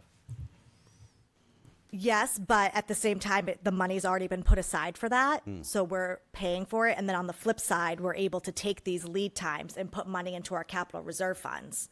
And then when we actually do get possession of them, we can make a bigger down payment. So you're not necessarily financing as much per se. Okay. Can I ask a stupid Yeah, please, question? Deb, go It's ahead. a really stupid question. So you just said 2022 you ordered it, right? By the time you got it was what, just recently? Almost 4 years. Isn't it almost outdated? Like, hasn't there been like new things? I mean, I don't understand. Like, So you have to look at it this way. Deb. You know- We Which makes a ordered good it. point. It didn't go into production until. oh, I see. It's not necessarily like you order and it goes into production. There's such a backup, and post COVID there was such a backup that any of these vehicles are ordered and then they sit in a queue. So then we're getting a good Yes. deal because we're getting a newer version for the Correct. older version price. For the older Correct? version price, correct. Got it. Because we Thank signed this you. That's contract what I was- back in 2022. Yeah. But when you sign the contract, like Phil said, you only enter the queue. So you're, Right. imagine just waiting in line Right, for but 4 that's a years good until deal. it's your That's turn. like ordering a Yes. car and paying X, but Yes. then getting the newest model Yes. at the older version price, correct? Do they not jack the Point, price? The ladder truck we've ordered, that won't even go into queue production for another 2 years. Really? Like our engines went into production. The engines that we ordered 2 years ago, Something like that, yeah. 2 years ago. they went into production in April. I've gotten the reports, and the metal bodies are currently in line to go into the paint shop. And what's that anticipation? So we'll actually date? see those. We're scheduled to go and do our final inspection on those the middle of September. So we'll see the first one in October and the second one the beginning of November, and they're just the Interesting. builds are staggered by a month. Right. So, And I remember yeah. back then, we didn't have to make payments on those until later out, unlike the leasing program where we're paying for Right, them when so we don't even own, have that them. ambulance or the one we just got was a little different. That was not expected to take that long. When we first entered into that lease, we thought we were going to get that sooner, so we included it on that master lease. And then it kept getting delayed and delayed and delayed. So that was not something we were expecting. These engines, we knew the lead time. So that's why we're not paying for them yet. Right. They've That's cool. they've shrunk their timeframes back to like, this is how long it's gonna take, and we know that, versus when we signed this ambulance. Well, hopefully, it's nice that they have more concrete dates now these days instead of what they were working on before. Any other questions? And if I may. Oh, yeah, please. Thank you. Yeah. It's a very interesting conversation, and I would just like to point out the fire department has created a list of recommended replacements, and most of those are order 2 years ahead of when we need the vehicle, because that's going to be the minimum lead time. So we have that full replacement schedule laid out, which I'd be happy to share with you, and it's important that we address those things in a timely manner so we don't end up in these situations with vehicles that are already costing way more in maintenance than they need to and are being placed or pushed into service far beyond their life expectancy. So we'll be back regularly through our capital planning process and before you to discuss those replacement schedules. We appreciate the support, and we look forward to keeping our fleet much more up to date than we have historically been able to do. Mr. Chair, I have one more question. The one that's going on to a new chassis, are we all done paying for that one? No, so the remount, So the remount is actually going to be part of the master lease that went into agreement last summer. It's going to be phase 2. So we're actually in the middle of financing that one, getting all the documents ready for that. Okay. Yeah. But were we done paying for the time period that was on it? No, because we haven't entered into that agreement yet. No, I meant before. You mean the original vehicle prior to the remount? Oh, yes. Prior yes. to the remount. Yes, Well, yes, paying for it yes. before. I'm sorry. Yeah. So just the remount will be part of the master lease. Do we know what that cost is? We have it scheduled for. The remount cost was not as favorable as I think the parties that entered into the agreements thought it would be at the time. But it's probably more beneficial for Yeah, so timing for the town. The instead of waiting purchase 2-3 years. price is $212,691. But we can get it done a lot faster than ordering a new vehicle. Well, so Right? So part of the holdup on the remount was because the company did remounts, then they stopped doing remounts. Then they decided they were going to outsource remounts. So the remount is not Helpful. exactly the most reliable process, unfortunately. In theory, yes, the box is something that could be refurbed and put on a new chassis. And if the companies did them regularly, but a lot of them are getting out of it because it's not cost effective.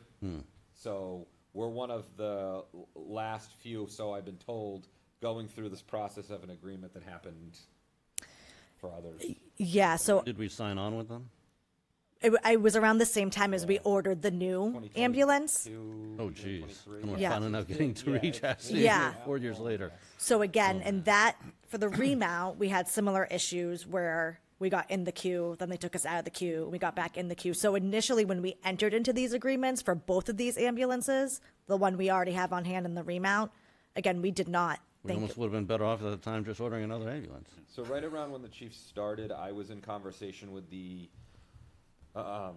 dealership that we work through in Maine, and basically said, like, we have an ambulance that's about to die. Its transmission is bad. Its engine is on its last leg. Can you find a chassis?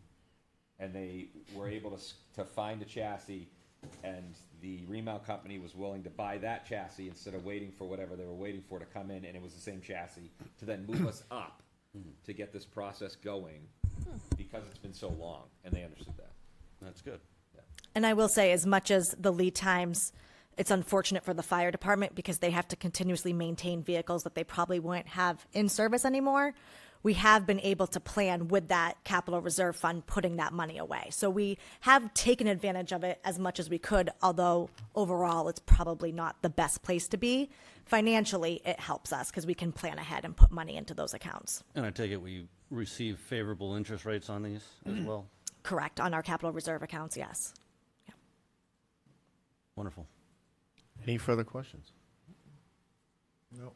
Mr. Chair, I'll move that the Londonderry Town Council hereby authorizes the sum $955,620 to be transferred from the Fire Department capital lease line and approves the purchase of 2 Type 1 medium-duty ambulances as outlined in the recently published RFP. I have a motion from Dan. Second. I heard Deb first. Second from Deb. Any further discussion? All those in favor say aye. Aye. Any opposed? Chair votes in the affirmative. 5-0. Thank you. Thank you. Appreciate it.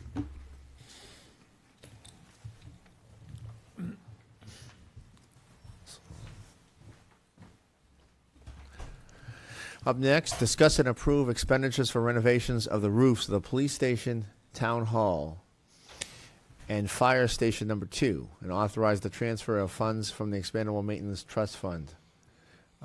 Mr. Mulholland, are you starting us off? Yes. Okay.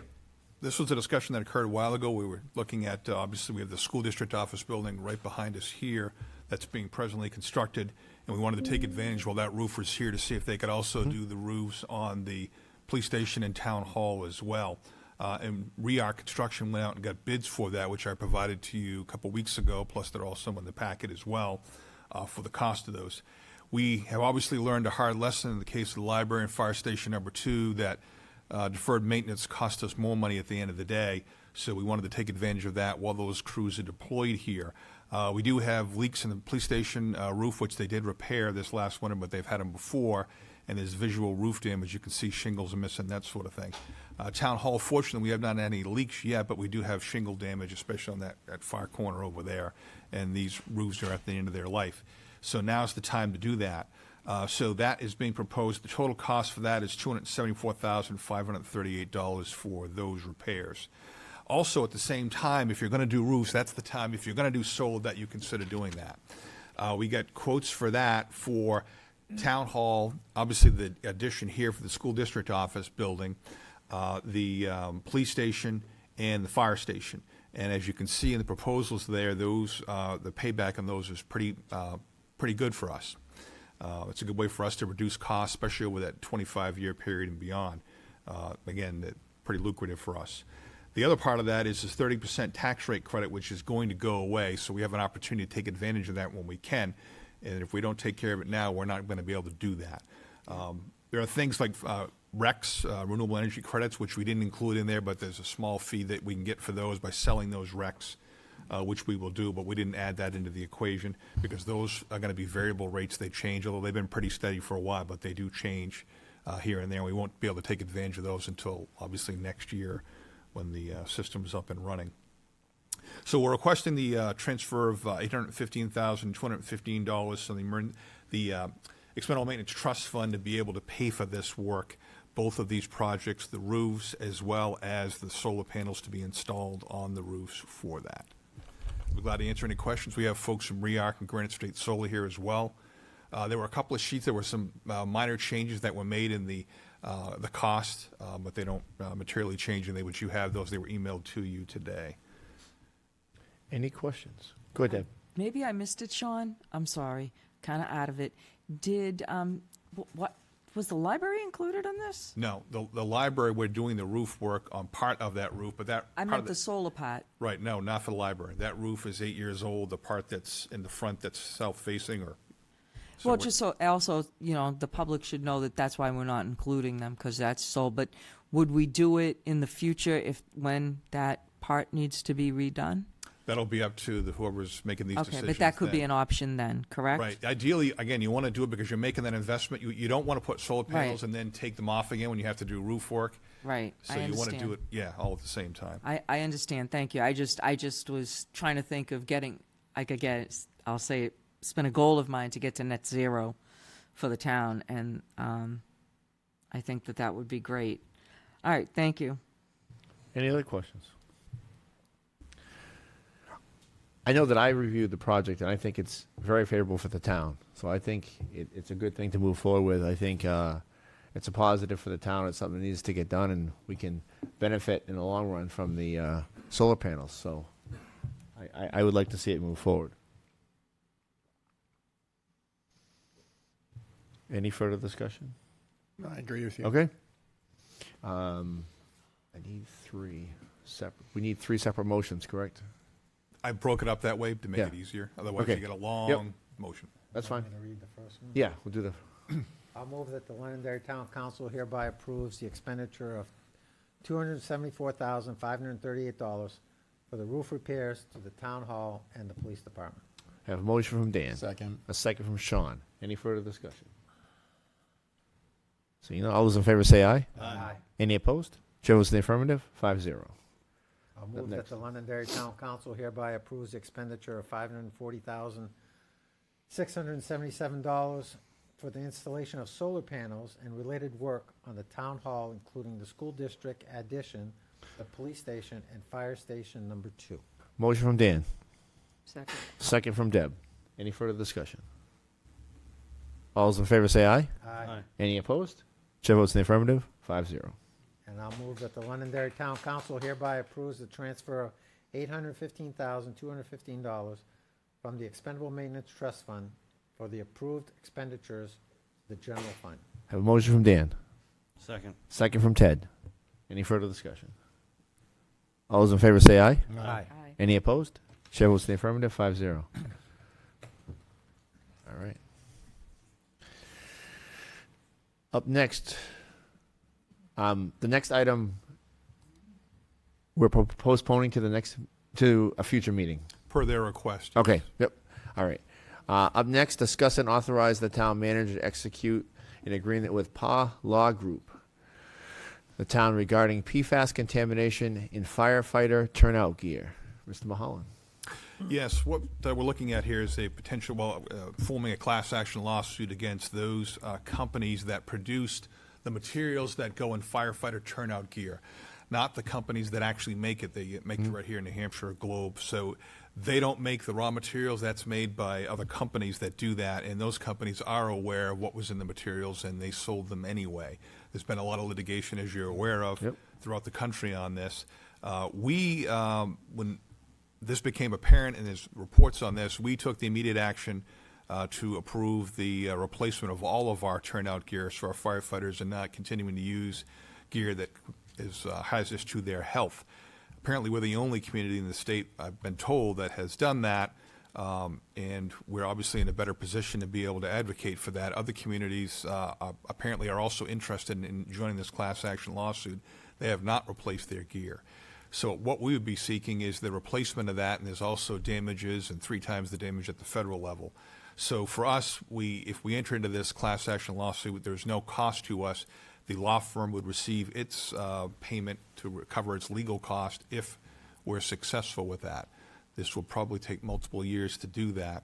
But we should, we had to replace all of that gear because it had the contamination, and these companies they knew that. So this is a way for us to recover costs to our taxpayers for unsafe equipment. Any questions from the council? Yes. Please. Mr.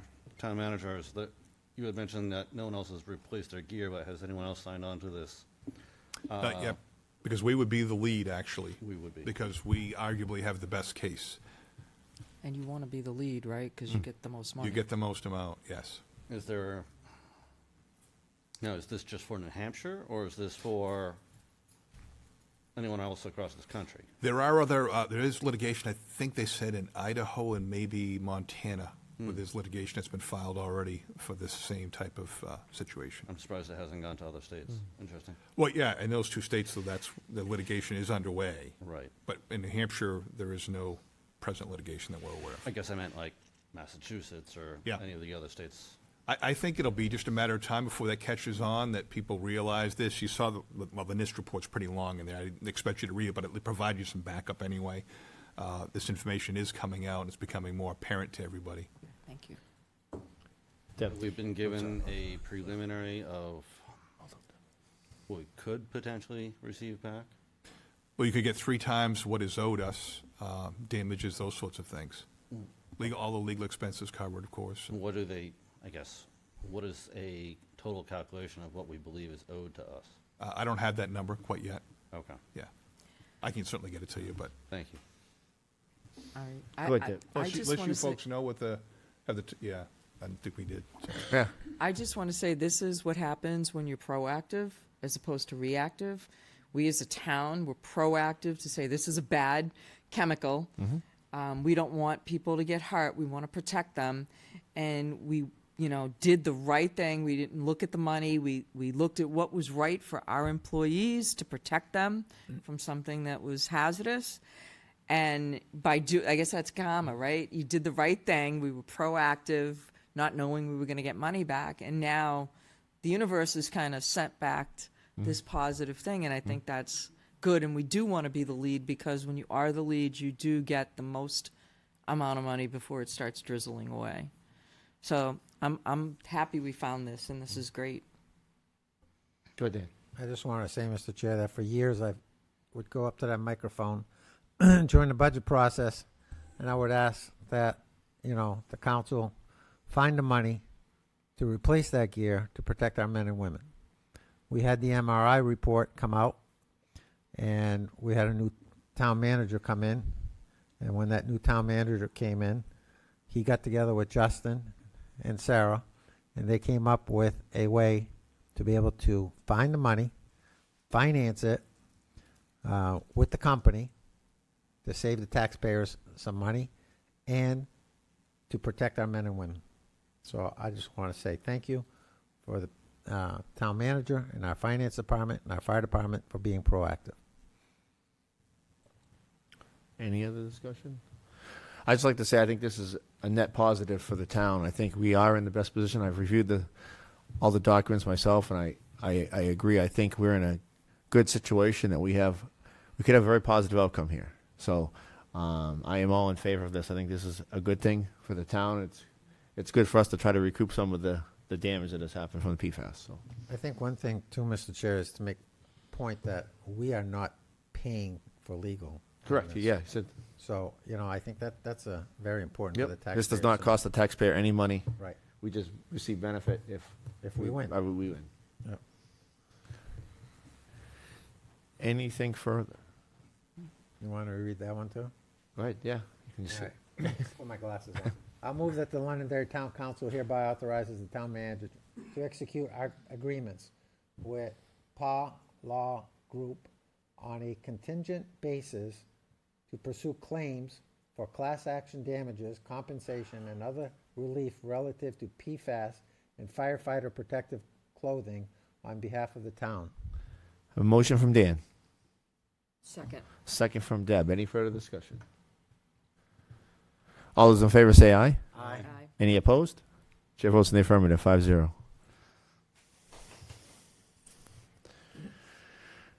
All right. Up next, under old business, discuss and act upon the 2027-29 strategic plan. Somebody. Turn over here. So,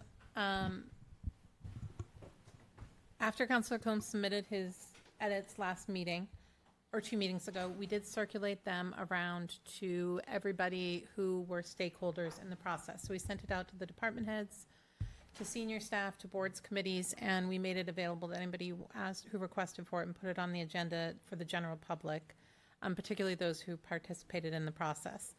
And, the changes were fairly extensive.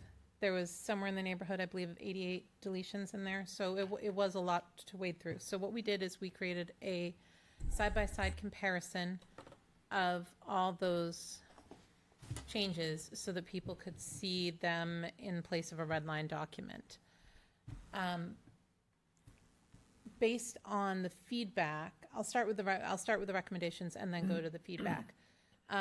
We had 3 different recommendations based on everybody's feedback. One, which is approve the strategic plan as originally presented with the understanding that it's a living document, it will change.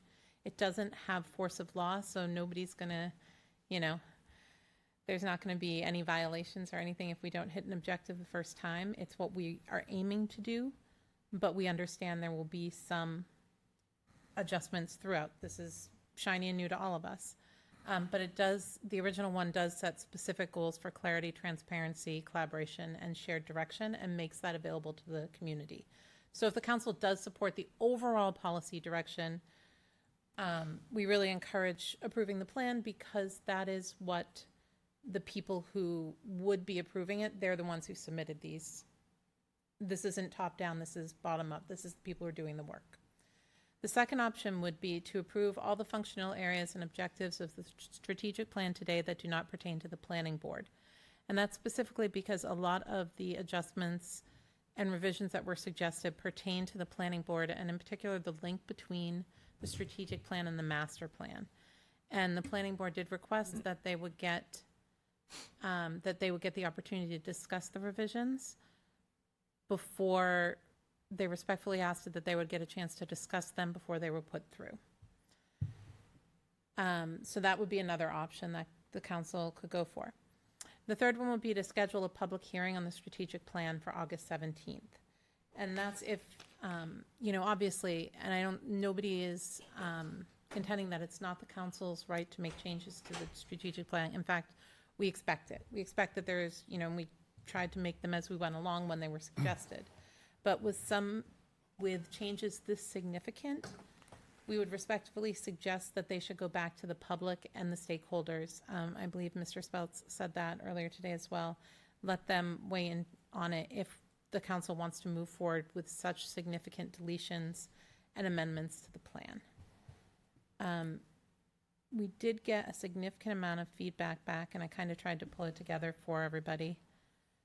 So what we heard, it's that in general, the edits would weaken the strategic plan in very specific areas by removing the measurements and accountability that would hold us as the people who are doing it accountable. Revisions are normal, but I think everybody would really like to hear an explanation about why all those deletions were made before they move forward with them.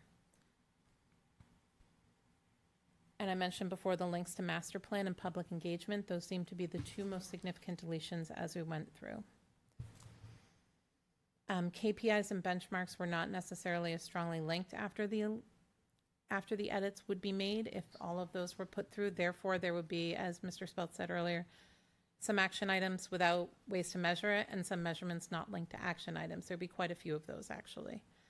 And that it would quite possibly could reduce confidence in that strategic plan up front, kind of setting it up in a way that would be very difficult to achieve success with. And that it does break the difference with the goals on the master plan and what stakeholders had said they see as the biggest challenges and operational progress that they want to make. So again, the progress, the ability to measure progress, the ability to move for the public to see, the ability to gather data, and that alignment were the biggest challenges there. And reviewers and people who provided feedback, they weren't necessarily focused on any one point, but they were concerned about the overall issues that would happen if all of these were put through. There were some people who weighed in. The Conservation Commission, I don't have their whole letter here, but I have it and I'm happy to read it. They brought up an excellent point that with their line, we are all parts of a broader whole coordinated by the strategic plan, which is strong because of, rather than in spite of, its many parts. And it's the fact that everybody who participated in this process has a stake in it, and not everybody has a stake in every action item or every objective, and that's okay. That's how it should be. Not everybody has a stake in everyone, but almost everybody has a stake in one, and that's really important. And again, Mr. Penta, who I just saw walk in, removing an action item because work has already started eliminates the council's ability to demonstrate continued progress. Some of these things are already in progress. Some of these things we've talked about in front of you. And again, it's really focused around the way to be able to gauge if we've succeeded or not. So the final question is, the key takeaway is does this revised plan retain the measurable outcomes, protect the alignment with the master plan? Do we understand why these changes are being made? And are we having the appropriate dialogue with the people who would have to go through and actually implement this plan with those changes? And that's what I have for you. So I'll go first. Go for it. Yeah, there were a lot of deletions, but a lot of them I felt like were either, I felt like we didn't have the staff to do the items that are being mentioned within them, or they were redundant items that didn't need to have an action item to go along with a KPI, such as for, scanning through here for like the Heritage Commission, where it said strengthen coordination among all participants in design review, but then it had the items next to it for the KPIs. It just felt like it was a redundant statement to have that along with it. There were some areas that were 2 action items along with 1 KPI. I felt like it was a redundant area, or we are missing staff within our planning department. We don't have the staff to be able to accomplish the items that we need to get done within the planning department. And a lot of those, probably need to be changed to much further out dates. And I feel like for a first strategic plan, I feel like there's a lot that we're looking at that we're trying to gobble up too much at one time. And we should be able to see how it works and then move forward from there. I feel like we're trying to chew off too much at one time. As many people have said throughout many years, that Rome was not built in a day. We cannot all of a sudden take on all this additional work when our staff is already stretched pretty thin, it seems like. Why should we put even more stressors on them of things that are beyond outside their workload and their job descriptions, when most likely we'll have to be hiring on more staff across the board? And a lot of these items, I don't see costs associated with them. So we're just shooting pie in the sky, not knowing what a lot of this is going to be costing across the board between here and next year and down the years. I would hate to be taking on further additional costs on people when we don't know what they are. And I would hate to sign on to something that we have no idea what this will be costing the taxpayers. There are a few items on the first page that I noticed that I think must have been deleted by accident, maybe a quick delete on my part, certainly on the, certainly with the permitting area there. That was certainly, I think, an over delete by accident on my part. So I apologize for that. So certainly those permitting items, that should certainly be done in the, like, people should know and how quickly their permits are being done. I think that was an over delete by accident. My apologies, Kirsten. No worries.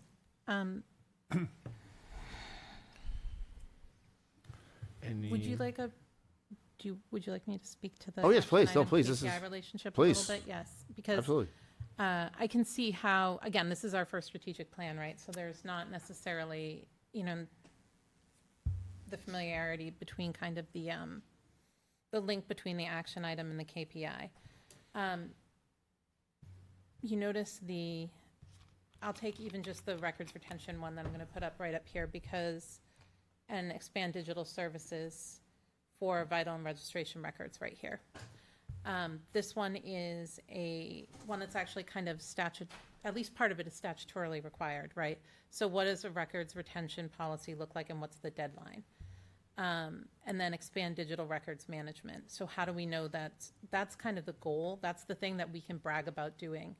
And a lot of these action items, I definitely can understand your concern that if it looks like we have to adopt additional staff. But many of these action items, and this is why I suggested that maybe if you want to do this, let's bring the stakeholders back in. A lot of these things are things that are already on people's agenda. They're already working towards. Because when we got these, for example, any of the ones that involve fire department or police, anything that's in here is actually directly from them. And to be honest, we cut them back. We cut them way back. They gave us lots and lots of items, and we kind of helped them step back from it. Same thing with DPW. So a lot of these things are actually linked to current operational and service goals. It's just how we're spelling out in this document how we're going to achieve those goals that already exist. And the reason that there's an action item paired with a KPI is that the KPI is the really specific thing that tells us when and where we're shooting for something. And again, if we miss it, it's a learning experience, especially with this first one, and it's certainly something that we could adjust. I share your concern about the planning department ones, right?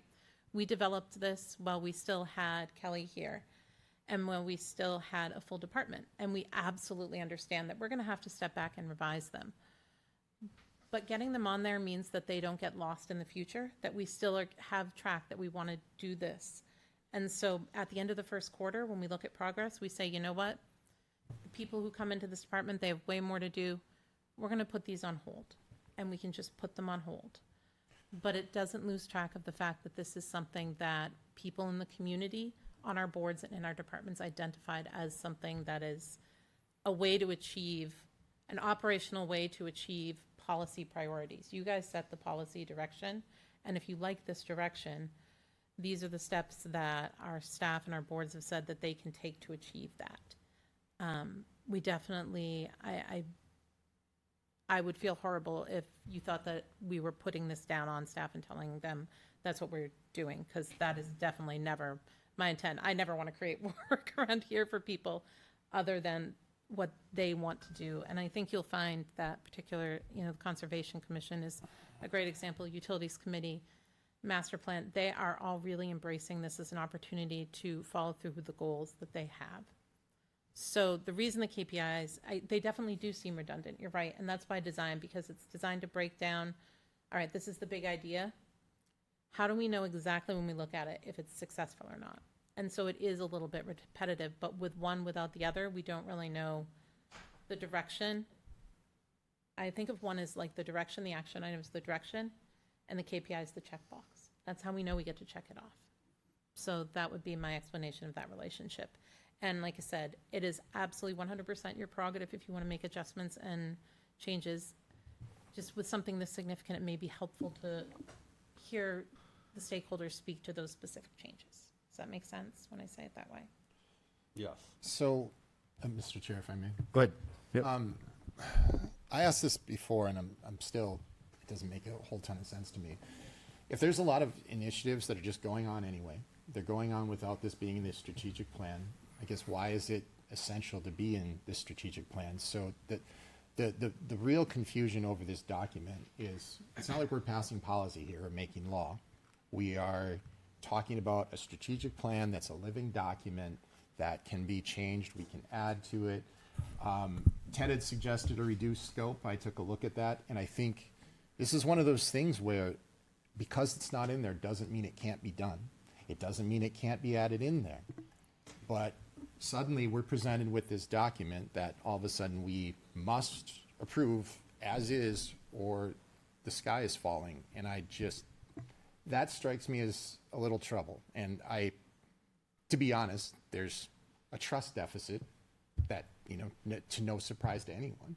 So seeing a process through, having a reduced scope of it, and seeing it go through and go, okay, this is what's envisioned in mind. Because I don't know if anybody, except maybe like Sean and maybe you, Kirsten, could tell us what's step 2, what's step 3, what happens if we miss, what happens if we don't.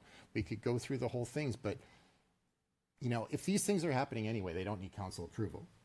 So what do we need to approve these for in a strategic plan? I don't get the alignment there. So what is this? What is the significance of this, and what is this doing, and why is there such opposition to a reduced scope?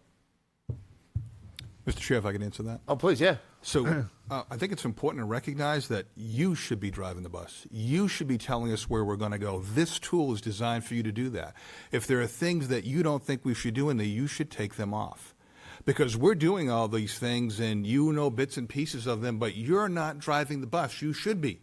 You are the governing body of the town. I should not be the one that says we should do all these things. You should. So we did a process that's been over a year now, getting stakeholder input from departments and from boards and committees and citizens as to where they think, what the things that we should be doing. At the end of the day, this is how you drive that bus. If you're just not, if you don't want to do a strategic plan, you don't have to. Usually governing bodies, this is what they want because they want to be in charge, as they should be, and provide the direction of the town. You don't have anything like that right now. Mm-hmm. So you come here twice a month, and I'm running the town on a day-to-day basis with very little guidance as to what direction we should be going in. This is the opportunity for you to do that, or if some of these things you don't think we should be doing, you should take them off. That's what the purpose of this is. And I understand the purpose of a strategic plan. I'm not discounting that we should or shouldn't. I think having a strategic plan is a good idea, and I said that back when we started this process. My point is, I don't necessarily understand the opposition to reduce scope. The other aspect I think that would make this beneficial, and I see a pattern of this, is that we get a document after it's been circled around through a lot of different groups. The engagement's not done through us.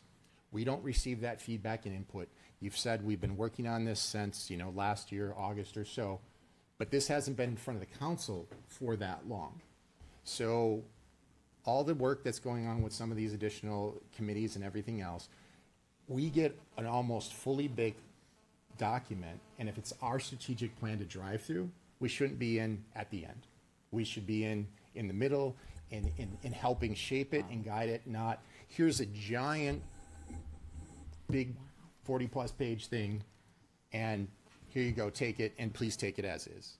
And I guess that's my thinking forward on how we do this better in the future. I think having council engagement all along on this and other documents is very helpful, and it gets so that it reduces frustration of citizens. It gets more engagement with the citizens, the council, and it lets us hear and respond to our residents better than us getting something and then it's fully baked and then they have frustration that they worked hours and hours and hours on this and now it didn't come out the way they wanted.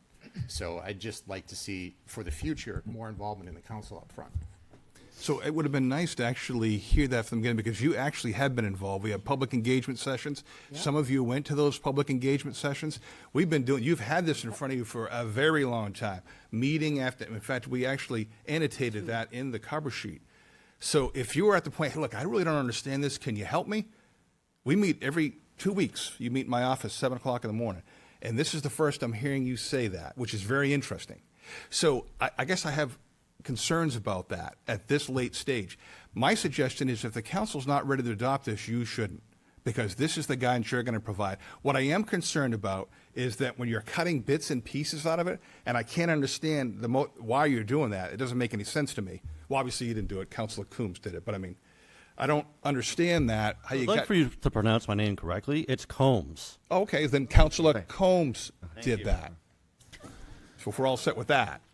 Thanks. Okay, you're welcome. So anyway, it doesn't make sense to cut out a KPI and then leave an action item, and cut an action item and then leave a KPI. That I don't understand. So that doesn't make a whole lot of sense to me.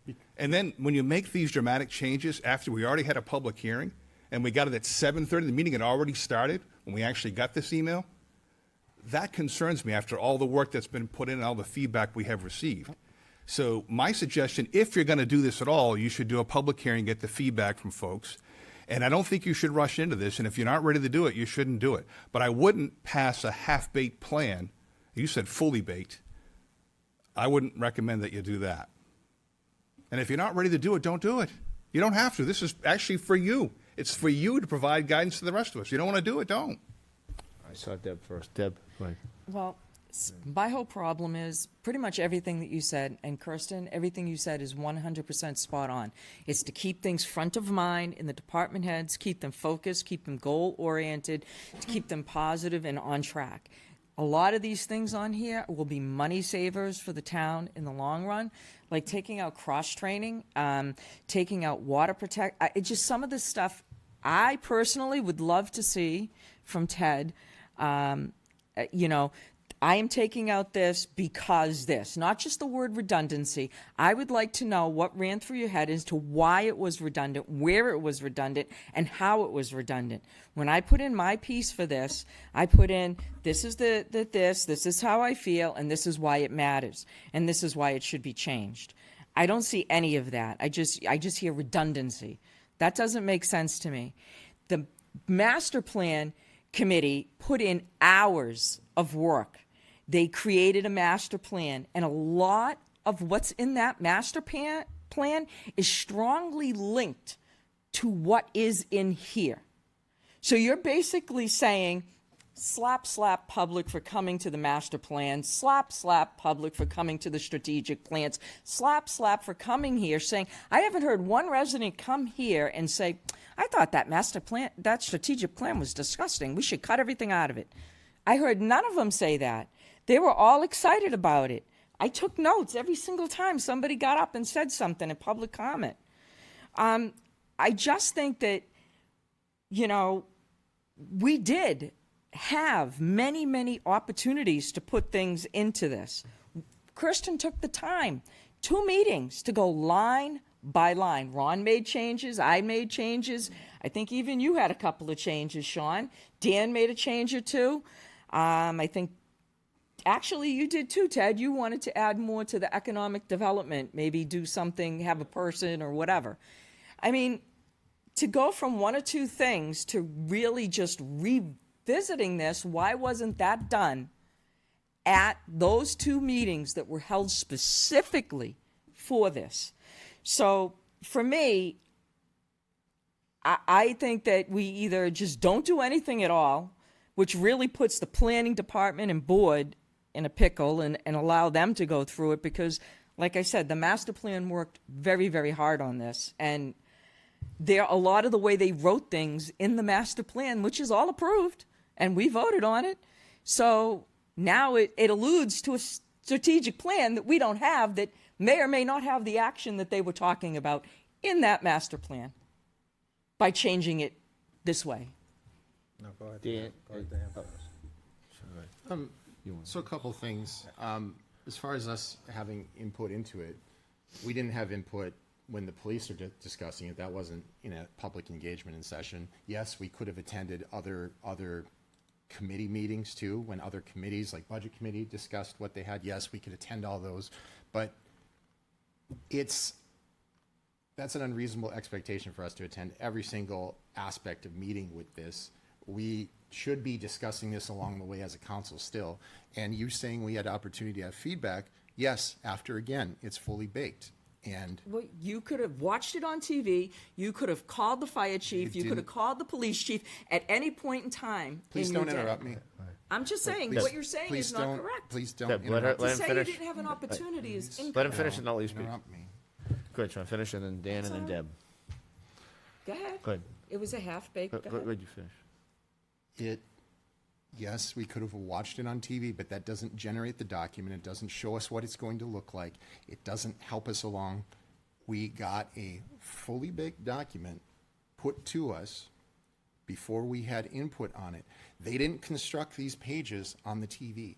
They didn't construct these pages in the committee meeting. These pages came to us when this entire thing was done. Well, I don't know how. Dan was next. Well, I just need Please to. don't interrupt me. Can I I'm speak? talking to letting Ron you at this speak. moment. This is directly with this conversation to cut it up. Just let Dan, Sean would you finish, mind? and then Dan. Let Sean finish, and then I'll have Dan and you. I'll let you Thank speak. you. Go ahead. Sean, finish, please. Okay. Dan, can you go, please, and then I'll let Deb speak.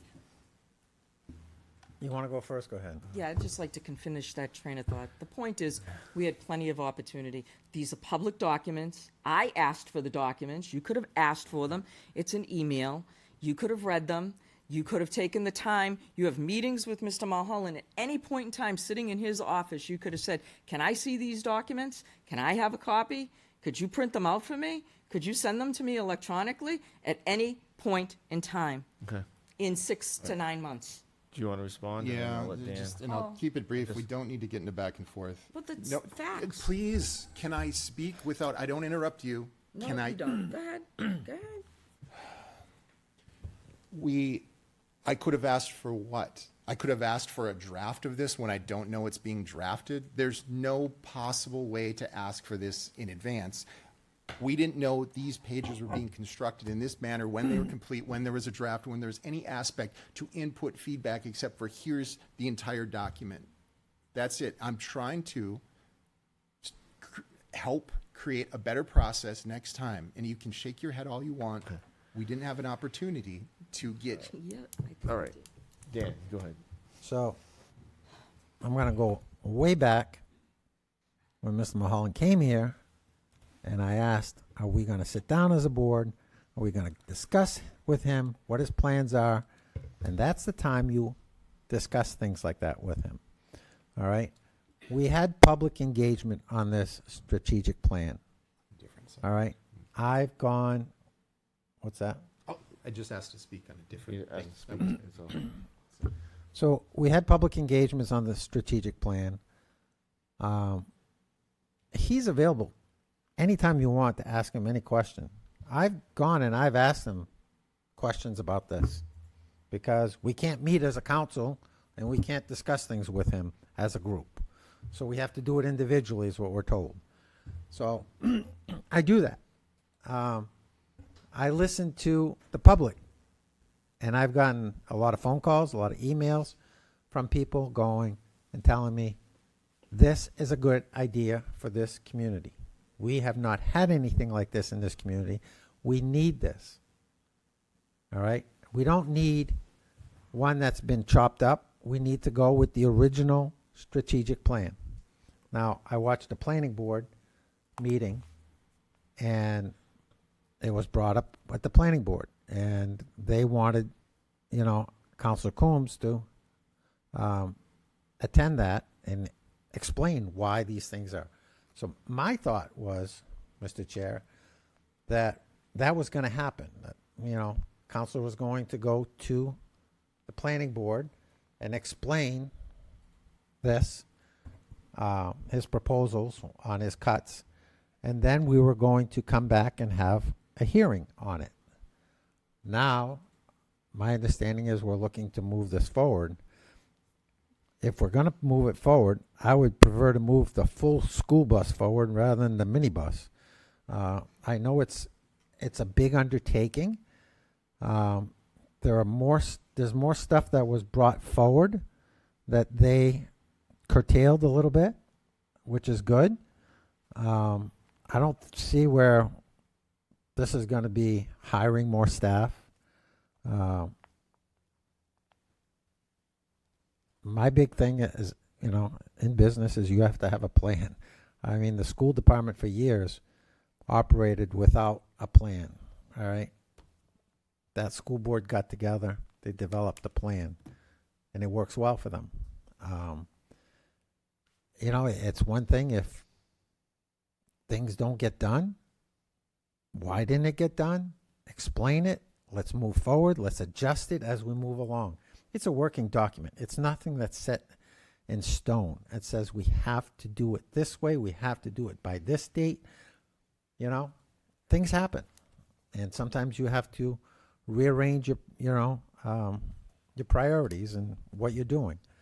So I looked at the changes, really confused about it all. I don't, I looked at what Mr. Penta sent us as well. Very valid. So I would say that I, for one, and I've told people this, and they asked me to support the full plan, and I'm going to support the full plan, not the half plan. Mr. Chair. Sean, want No, to speak? you can go. I'm good. So there were quite a few items that were cut out of the growth and land use and housing and economic vitality section, as I felt a lot of those items could have just been handled by the economic development program and determine the necessary leadership structure under that, and going through the RFQ of the economic development consulting firm to develop and work on those items. And I didn't feel like it was necessary to have all these extra items if that firm will be able to work on those items and come up with them. If it just kind of felt like those were redundant items. That was a clear area. I felt like that was a lot of redundancy, and a lot of these items within here were linked to the economic development program. Okay.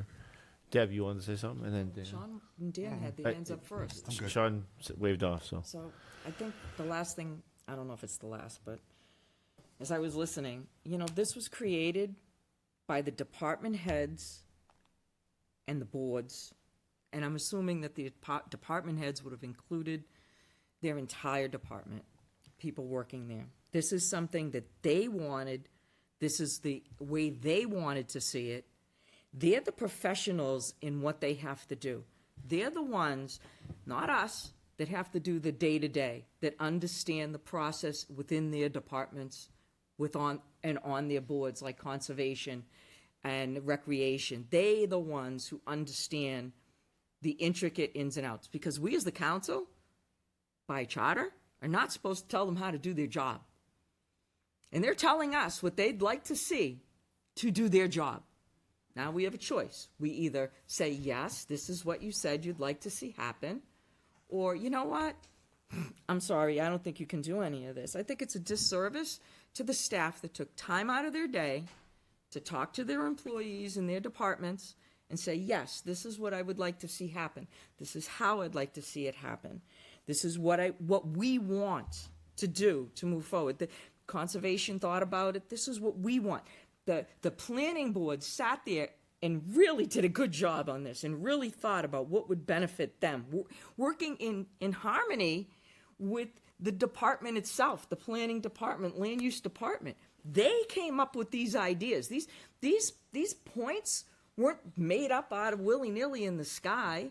It was created by them. If they didn't like it, they wouldn't have put it in there. If they didn't think they could do it or they didn't have staff, they would not have put it in there. So for me, I'm going to support staff and I'm going to support their recommendations, and I'm not going to tell them how to run their departments and what they feel is right for them. And it helps them with their goals and their own strategies and their own growth and their own efficiencies to become better for the community and for us to become a better community. So in my mind, that is why this full plan should move forward. Okay. I just want to say, Mr. Chair, that I had one department head say to me, well, we have a strategic plan. We have a strategic plan. It's not their strategic plan. It's for the community. Not only that, but it's departments working together. You know, planning board working, you know, with our planning department. You know, everything is tied in together. That's the key here. And it's not, you know, well, I got my plan, you got your plan. We are a community. We need one plan, all working together, going in the same direction. So, all right. I'm going to say a couple things. First off, since the beginning, I've been saying I think the plan is too big. I've been saying that from the beginning. I think we need to be cut down, a little bit smaller.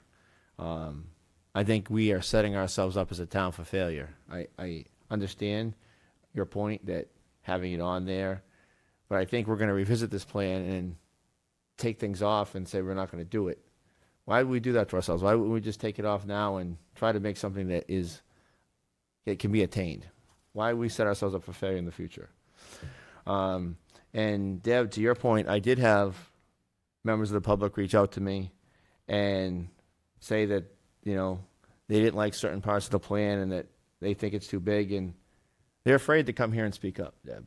You know, so I'm just saying that people did speak up. People did call me. People did reach out to me and say that they were concerned about the size of this, and they were concerned about how much this could, I guess, it could be end up as a failure. And we don't want it to be a failure. We want it to be a success. We want the next one to be impactful. I think if we're starting off, why not start off with a smaller strategic plan, have it be a success, and then build off that? Why start with something big and then have it fail? I've also had a couple of employees reach out to me and say that they did not have any input into this plan. I'm not going to say their names. That's not fair to them, but I'm just saying I don't think everybody had input into this as you think they did. We've said it many, many times during this session here that this is a working document. If this is a working document, and you've said it, Dan, and you've said it, Deb, and everyone said it's a working document, why is there an objection to starting off with a smaller strategic plan and then adding to it? If it's a working document, we can add to it. If we say, oh my God, look at this, we're attaining all these goals, we're moving at a fast pace, let's add some more stuff in. If it's a working document like you guys say it is, I don't understand the objection to having it smaller to start out and then going bigger at, you know, as we succeed, rather than setting ourselves up for failure. And from what I understand, this is the town council strategic plan. So if this is our plan, we should be putting it forward out there to the public that this is what we want. So I just don't understand the objection to making it a little smaller and starting off with a small piece of the pie and saying, hey, we did great. We're doing this, this, and this, and let's add a few more things in here and there. If it is a working document like you both say it is, then we should be able to add to it. Well, I saw you first, Dan. okay. To respond to Please. what you're saying, that's fine. But who are we to understand what they need? Do you work in finance? Do you work in HR? Do you work in whatever department? If you want to cut it down, we should not be the ones cutting it. They should. It's for them. We're not the ones to tell them what they need to do. They're supposed to tell us, and we're supposed to say, that's a great idea. So if you want to cut it down, that's fine. Let the department heads and the employees, you're saying employees didn't, that really shocks me. So I don't know, but you should have said something to the town manager that not everybody got this. You didn't have to say who they were. You just have to say, could you re-put this out to these employees because people are saying, or these areas, whatever, all of them, again, because I've heard. That's what I would have did if I had heard that, because that's solving a problem, not sitting on a problem, which makes a bigger problem. So that's how I would have addressed it. And I think all of you know that I would have, because that's my personality. So if you want to cut it, that's fine. But Ted's not a professional in the sense of town building or, conservation or, IT or recreation or anything. So for me, if you want to cut this, you need to ask the employees and the department heads what they feel. There you go. Done. Dan, go ahead. So I'm going to chime in again. Please. And I'm going to say that if you wanted a smaller plan, you should have spoken up a lot sooner. You're meeting with the town manager constantly. That would have been the time to say, hey, can we scale this down a little bit? We don't need to go so big. All right. I've talked to people that were town managers here or acting town managers, and they say, this job is easy. Yeah, it's easy if you're not doing a heck of a lot. But this guy here, I mean, he's undertaken this project, and if he's saying this plan, he can work it, I believe it. Because guy's here at 6 o'clock in the morning and doesn't leave here till late at night sometimes. Available anytime. I mean, I've said it before. I've had questions about this. I've gone and asked. All right. I went to the public engagements. I listened to people when they were, having input on this. I've listened when you said you get calls. Well, I haven't had any calls telling me, Dan, we need to really scale this down. We need to cut this down. Everybody's like, you need to go with the original plan. Please vote for that. So that's my 2 cents is that, if we didn't want it this big, we wanted it a lot smaller. Again, it comes down to communication. We don't communicate. So. Any further discussion? What do we want to do? I know what I want to do. Probably going to fall on deaf ears, but I'll move that the Londonderry Town Council hereby approves the 2027-2029 strategic plan and directs the town manager to begin implementation of the plan as he originally presented. Second. A motion from Dan and a second from Deb. Any further discussion? All those in favor say aye. Aye. Any opposed? Opposed. Chair votes no.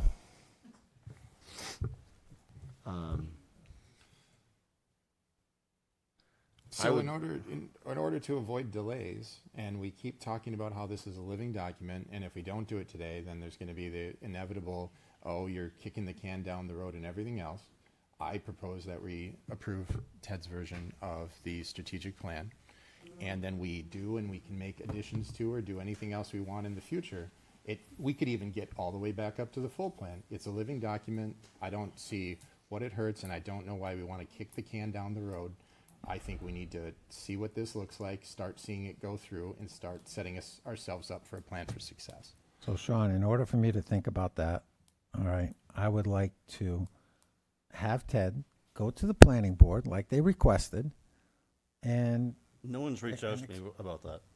no? No, not a single person has I reached watched the out to me. I watched the planning board meeting, and they said that you said, Sean, you'd reach out to him and take care of it. Certainly the chairman hasn't reached out to me to come and give a presentation. No, that was pretty clear in the I was at the planning board meeting, and Council I Faber watched said he would take care of that. Oh, Yeah. okay, So I then. guess I'm Well, kind of surprised to hear that as well. Okay.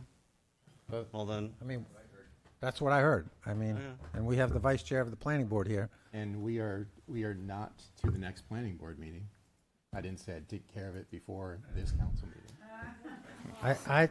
My understanding was that they had asked for Ted to go and explain it so they could understand it Don't adopt it. and move forward. Jeff, please, Don't adopt it. please. You're wasting the town's time. Don't adopt it. Jeff, please step out if you're going to speak. You're out of order. You get through. Go ahead. Go ahead. So, Okay, okay. Do we need a recess? All right. This is not, it's not a public hearing, guys. We're discussing. Please, anyone with comment, go out in the hallway, please. so, Mr. Chair, I mean, it was, if you, Okay, hold on. Okay. Okay, it's not a public hearing. Can we please? Please. Oh, my God. All right. So- Do we need so to take a Ron- recess so everyone can calm down? no, we All don't right. need to take a recess, Ron. No, you guys messed No. up, and it's time for Okay. you to eat All some right. crow. I mean, it's very clear. If you watch the planning board meeting, that was the request. Now, whether or not, you failed to get back to him and whatever reason, all right? I think Mr. Penta is right. We don't move on it. And I would like to see our Ted go to the planning board, explain it, answer the questions, come back, have a public hearing, and move forward. I think we're good staying here. Okay. I don't see what the rush is to vote on this. You don't want to do the original plan. Come out and say, it's too big, it's too big. I mean, for months you could have said to the town manager, scale it down, You might think it's too big, I don't think it's too big, so. Okay. Any further discussion? All right, all those in favor say aye. What are we voting on? I heard it. Yeah, I didn't hit. Oh, sorry. All right, sorry. I didn't hear All anything. right, sorry. Is there a motion? Okay, are we gonna put it, I don't know, what Put would it up? you like to do? I mean, I have no issue hearing from the, Yeah, I guess Public. if we I want to don't- hear from the public, we can move this to a I don't public have any hearing. issue with that. We can move it to a public hearing on, the 17th, yeah. On the 17th. By then, the planning board will have met, right, Sean? Yeah. I'll meet with them on the 12th. 8th. Okay. I don't have any objection. The 12th, that they meet on We'll Wednesdays, sort that correct? out after this, that's our next step, is to schedule this. You said the 8th. The 8th I is a Saturday. understand. I'm saying, let's not overcomplicate things here. All right, so are we in agreement then that I'm fine with that. we will move forward with the public hearing on the 17th? Correct. That is what you and I talked about, and that's Yes, why it's let's scheduled. make as sure such. we're on the same page. Yep. Yep. All right, And the planning board meets on the 5th and the 12th. I'll meet with them on the 12th. Right? We'll work out know- that schedule. do we know when the next meeting for the planning board is to let Ted know? As Council Faber, I'll send it to him directly, that way there's no confusion about when he's been asked to appear. I see the 5th, but just to confirm that, No. Yeah, well we'll done. take care of that. if it, I don't know. But, all right. Up next, approval of consent items. We had already removed Two Litchfield Road, so any objection to the rest of them? I'll accept the motion to approve the Hold on, consent I haven't items. seen it. So moved. So moved. Motion from Sean, second from Deb. Any further discussion? All those in favor say aye. Aye. Any opposed? Chair votes in the affirmative. Liaison reports. I met with the rec. They're moving forward. They're having the best year ever. The amount of kids coming. They're adding all kinds of different things. And they're all ready for what's going to go on at Hold Home Day. And they're very happy about the fees because that's going to help them with maintenance of the properties that they have. And that was about it. That was the only ones I had. Anybody else with a liaison report? Mr. Chair, when are we going to hear about the legal subcommittee? Are we going to get a report from them, or, I mean, I know that you said you were hoping July 6th meeting, we would have an opinion on this. I'm still waiting. This is the 20th. What's the status with this subcommittee? Sure, Dan. I was, with the issues that happened, I didn't mention it, but thank you, Dan, for reminding me. I was asked to get a legal opinion on the use of the subcommittee. I have that legal opinion. The full subcommittee has voted to establish, the full council has voted to establish a subcommittee and delegated its authority to the subcommittee. The subcommittee is not authorizing any expenditures. The full council has approved the engagement letters and authorized legal expenses as necessary. The town charter explicitly authorizes the council to delegate its authority to the subcommittee. That's the legal opinion. Can we get a copy of that legal opinion? Yes, sir. Because I got questions on it. So. Yes. How about the Braver Angels? What's the status on moving forward with us with that? I mean, we've talked about it. Mm-hmm. And It's on the agenda, isn't it? It's on the agenda for the 17th of August.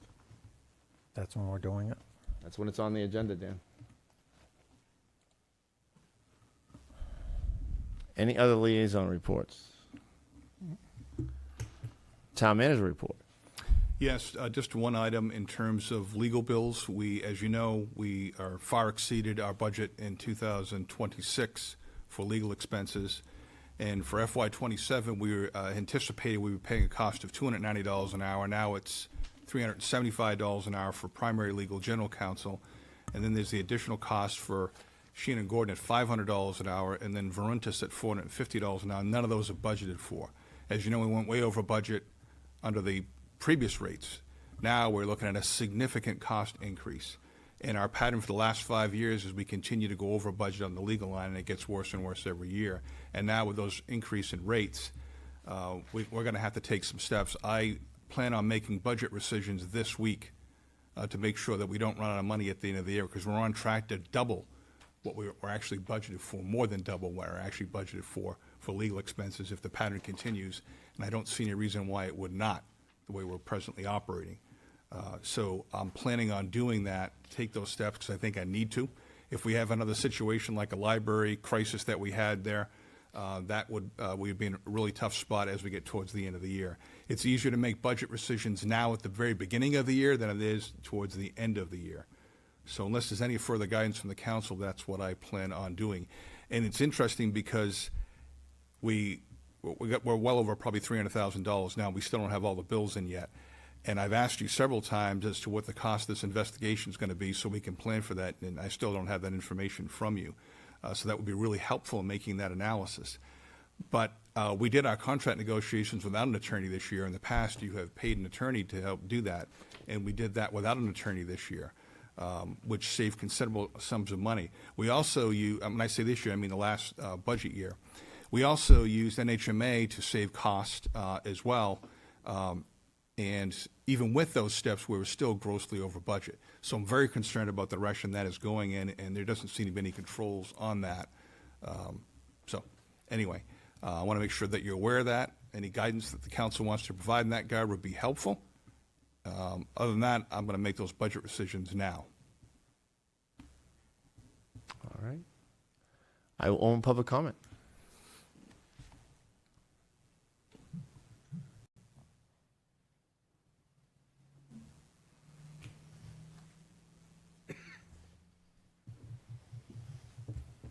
Good evening, sir. How are you? Good. How you doing? Good, thank you. My name is John Grennan. I'm at 14 Jewel Court here in town. Before I start, a thank you to the 5 of you, and a thank you to the 2 folks over here for the immense amount of work that you do that goes unrecognized. It's countless hours. I'm here because tonight I was driving home, and I saw the union leader over the weekend, and I was not home before 7, so I tuned into the YouTube channel because I figured there'd be some theater and public comment about the articles. And I think Mr. Farrell, I know, came up here with the article from the union leader, and then the other article, which was wonderful, about the fabric of this town. And during public comment, I heard somebody come up and take a shot at the fire chief. Now, I don't know the fire chief, but as a resident of this town, I lived through the animal house environment that took place under the previous town manager, the embarrassment that it was to this community with our fire chief stepping down.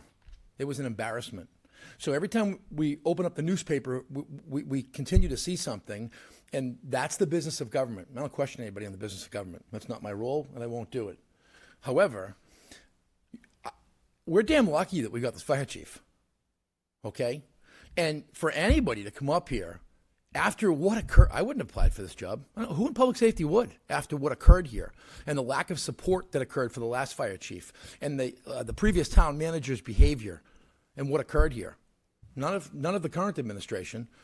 And then he has to sit here in this meeting until some ungodly hour, and people are going to come up and they're going to question what he does on the weekends. So, as a resident, and I think a pretty well-informed resident when it comes to public safety, we have a phenomenal fire department. I think you know that. We have a phenomenal police department, and I think you know that. And I think the town manager, his management of the police chief and the fire chief has been second to none. But when the fire chief is not here, we have a phenomenal deputy chief. And the police department is a phenomenal second in command. And when they're not here, we've got a phenomenal captain or 4 phenomenal battalion chiefs at the fire department. And when they're not around, we've got phenomenal lieutenants and paramedics. This is petty. Do not, I implore you, do not let this board or anybody in this room turn around and not support this guy who's sitting in this room right now. I don't know him. He's not from here. We're both from Mass, but he's from the western part and I'm from Boston. Don't know him.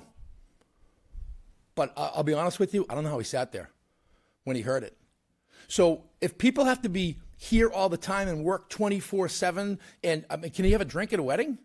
Can he leave the state and not be on call? This is ridiculous. This is not New York City. This is not Boston. This is ridiculous. We have incredibly talented public safety providers here on the police department. We have the best police department and best fire department in the state of New Hampshire, bar none. And we have the 2 best chiefs in the state of New Hampshire, bar none. Please, if there is any unifying issue for the 5 of you, because those have been hard to come by, it's tomorrow, the 5 of you coming out and supporting or refuting comments that were made here tonight, questioning this man's intent, what he does on the weekend, something. It shouldn't have happened. And Dan, your experience will tell you, if you feel as though the governing body doesn't support the chief, how does the rank and file feel? It's just a cancer, and it will run through it. And I know you support the rank and file. I know that. The ambulances are being provided, and fire trucks are being provided, and the town manager certainly supports them. And his comments at the end of that public comment session were truthful and inspiring. You guys should do the same. You should do the same. You have a fire chief who came here, and he's not making enough money. His department is understaffed according to NFPA standards in every way, shape, or form. You got a call volume going up, and his guys and girls are getting the hell beat out of them 24/7. Maybe we'll have 10 urgent cares here next. Why not? Let's have 15. What are we up to, 4 ambulances now? Let's buy 6. Because I'll tell you this, one of my concerns living where I live is that I'm going to need an ambulance at some point, and the best paramedics in the state of New Hampshire will not be available because they're hauling somebody for the Elliott or for Convenient MD, or they're up on 93 North between 4 and 5, which appears to have become a racetrack. Yep. And Litchfield Fire is going to come. But wait, they're not there. So maybe Hudson will come. Maybe I'd be better off calling, I don't know, Lowell. This can't happen, guys and girl.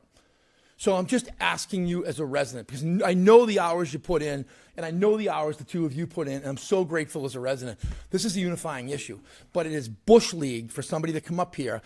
on a guy that took a job 4 months ago, leading a department that works their rear ends off for us 24/7 and doesn't get the credit they deserve and doesn't get the money they deserve. It is bush league for somebody up here to make that an issue of what somebody's doing on the weekends, because they're a good citizen where they live. And that's it. And I heard it on the way here, so I came here. My son's sitting with me. Came here because I thought it was important, and I wanted you to know that. And I will end with this. Thank you to the 5 of you for your effort, and thank you for your effort, and your comments tonight were spot on. Thank you. Thank you. Mr. Chair, I'd like to address Mr. Grennan, please. Can we finish public comment first? No, I want to address him. His comments with the fire chief. I will tell you that when our fire chief came here in Londonderry, I went to the fire department and I met with him. I don't know if any of you have, because I had a concern. All right, when I was a junior in high school, I moved from northern Maine down to Gardner, Mass. It was a shock when I heard he had a son who was going into his senior year. I went in, I talked to him about that, family and everything. And I have to tell you, the man is amazing. To say that, he cares about his family, he's doing what's best for his family, his son, and he's doing what's best for this community. All right? He's helping this community. He's doing his job in this community. Anytime I've gone in and talked to him about fire stations or anything like that, the man is amazing. Right. So does he have my support, Mr. Grennan? Absolutely. 100%. Dan, let's continue public comment. Anybody else with public comment? Seeing none, I will close public comment. Wait. Oh, okay. All right. I'll reopen public comment. Go ahead. Got to give people a chance to breathe. Sandra Legue, 2 Fiddlers Ridge Road. Start the clock in a second, Sean. Give me 1 second. Yep. I haven't begun. Why I got a little bit concerned and came down, also like this gentleman did, came down unplanned to be here, is the definition of a KPI versus the definition of an action item. There was clearly not an understanding of what those terms mean, and I worked in that environment for many years.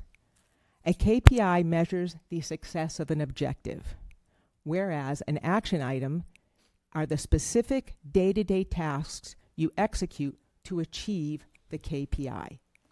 They are not redundant of each other. So every single time, Ted, that you said these things are redundant, this action item and this KPI, that is not true. And I'm going to give you a really concrete example. Sandra just addressed me. I'm going to give you, Ron, a really concrete example. An action item would be that Sean was going to let Ted know about something that was said on the planning board. That's the action item.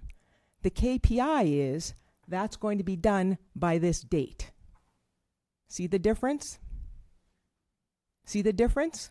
An action item means it's open-ended. It's a goal. It's eating the elephant one step at a time to get somewhere. A KPI is how you measure if you're having success. So if you didn't understand those principles in depth, which is how you run an efficient organization, it's how top-ranked municipalities and top-ranked businesses that I have been fortunate enough to work at, is how they run, with action items and KPIs to measure them. Do not be afraid. The reason the document is X number of pages is because they're different departments. No one page applies to everyone in town hall. It's segregated into separate segments. It's not too big. And if the planning department is understaffed right now, then they don't apply. You obviously don't apply action items and KPIs to positions that are vacant, gentlemen. And ma'am, excuse me. On page 8, I'm going to make an example. Outreach to seniors and veterans was deleted. I'd like to use the rest of my 5 minutes asking Ted to explain why you would delete outreach to seniors and veterans. Ted does not have to respond, but if he wishes to, he can. I just shut down my computer. I'm trying. It's on page 8 of the analysis. Yeah, I just shut down my computer. My apologies. Okay, well, I'll give you another one. Okay. Page 27, public safety and emergency preparedness. That entire section, I believe, I can help. was deleted. If she's looking for an answer, I can help her. Okay, go ahead, Joe. So some of these things, and I can't speak to what Ted said, but I can say why I think some of that's okay, and just try to give you an answer. For me, it's, if we're going to reduce it, it's not saying none of these items are important, because obviously everything in there, for the most part, has some importance and some value. This isn't a value judgment. It's just trying to figure out how to scale it back into something that's reasonable and consumable. What you did was you gutted it. You took all the teeth out of it, all the measurability. You cannot accomplish what you don't measure. It's a very common saying in the business world. And I'm going to, and also what was done in there, Sean, was deleted action items but left KPIs, which means you don't understand the terms and how they work, because you can't have one without the other. You can have action items without KPIs, but you can't have KPIs without action items. So I implore you, I'm so glad that you voted. Yeah, I will apologize for that part. So there were items in there going through the list that Kirsten had put together. Yeah. For me going through on my end, I didn't realize or see where they might have been correlated, because certainly looking through that list again today, it certainly was like, okay, didn't realize that those were sometimes actually correlated on her presentation. They're pages. more than correlated. They're like hand and glove. An action item and a KPI is like hand and glove. Right, but there were some of them I didn't realize that were connected to each other, and I do apologize for that part. And how I've particularly seen action items and KPIs is usually there's a reference to, this is number one, this is the KPI for it, or here's the action item, here's the KPI. The way the document was written, I've not seen one like this where it has direct correlation. And I didn't count to make sure. Because it all depends on your background, right? Yeah. This is my background. This is exactly in my wheelhouse. This is where I lived. I lived and died by KPIs and action items. I had a CEO who was really into this. So this is how we drove the train forward efficiently. So you're literally and thank you, by the way, all 5 of you, for not moving forward with the gutted, I'll say my opinion, piece, and giving a chance for public input and for yourself to digest it. And I'm going to say something a little bit not nice, I guess. When you spend the time doing what you have been doing in the background, going after each other, investigations, going after leadership in town hall, you don't have the time to do the homework that's running the town business.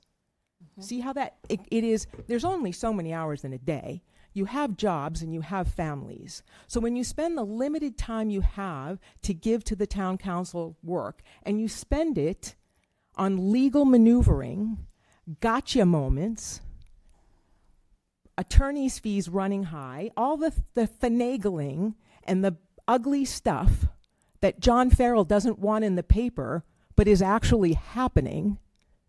So I applaud the union leader for trying to figure out what's going on. I don't know.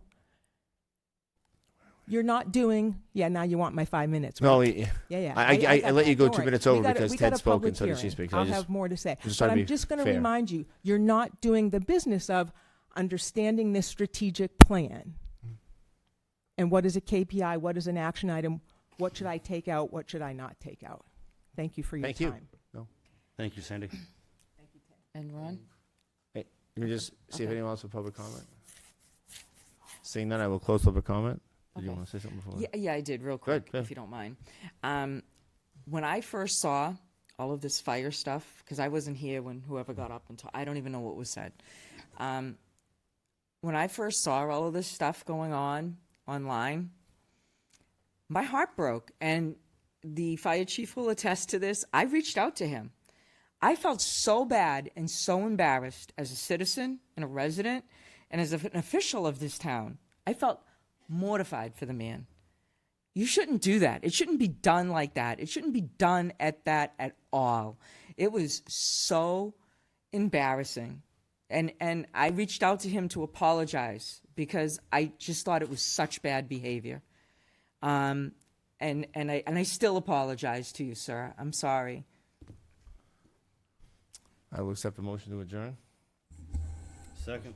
Second from, all those in favor say aye. Aye. Any opposed?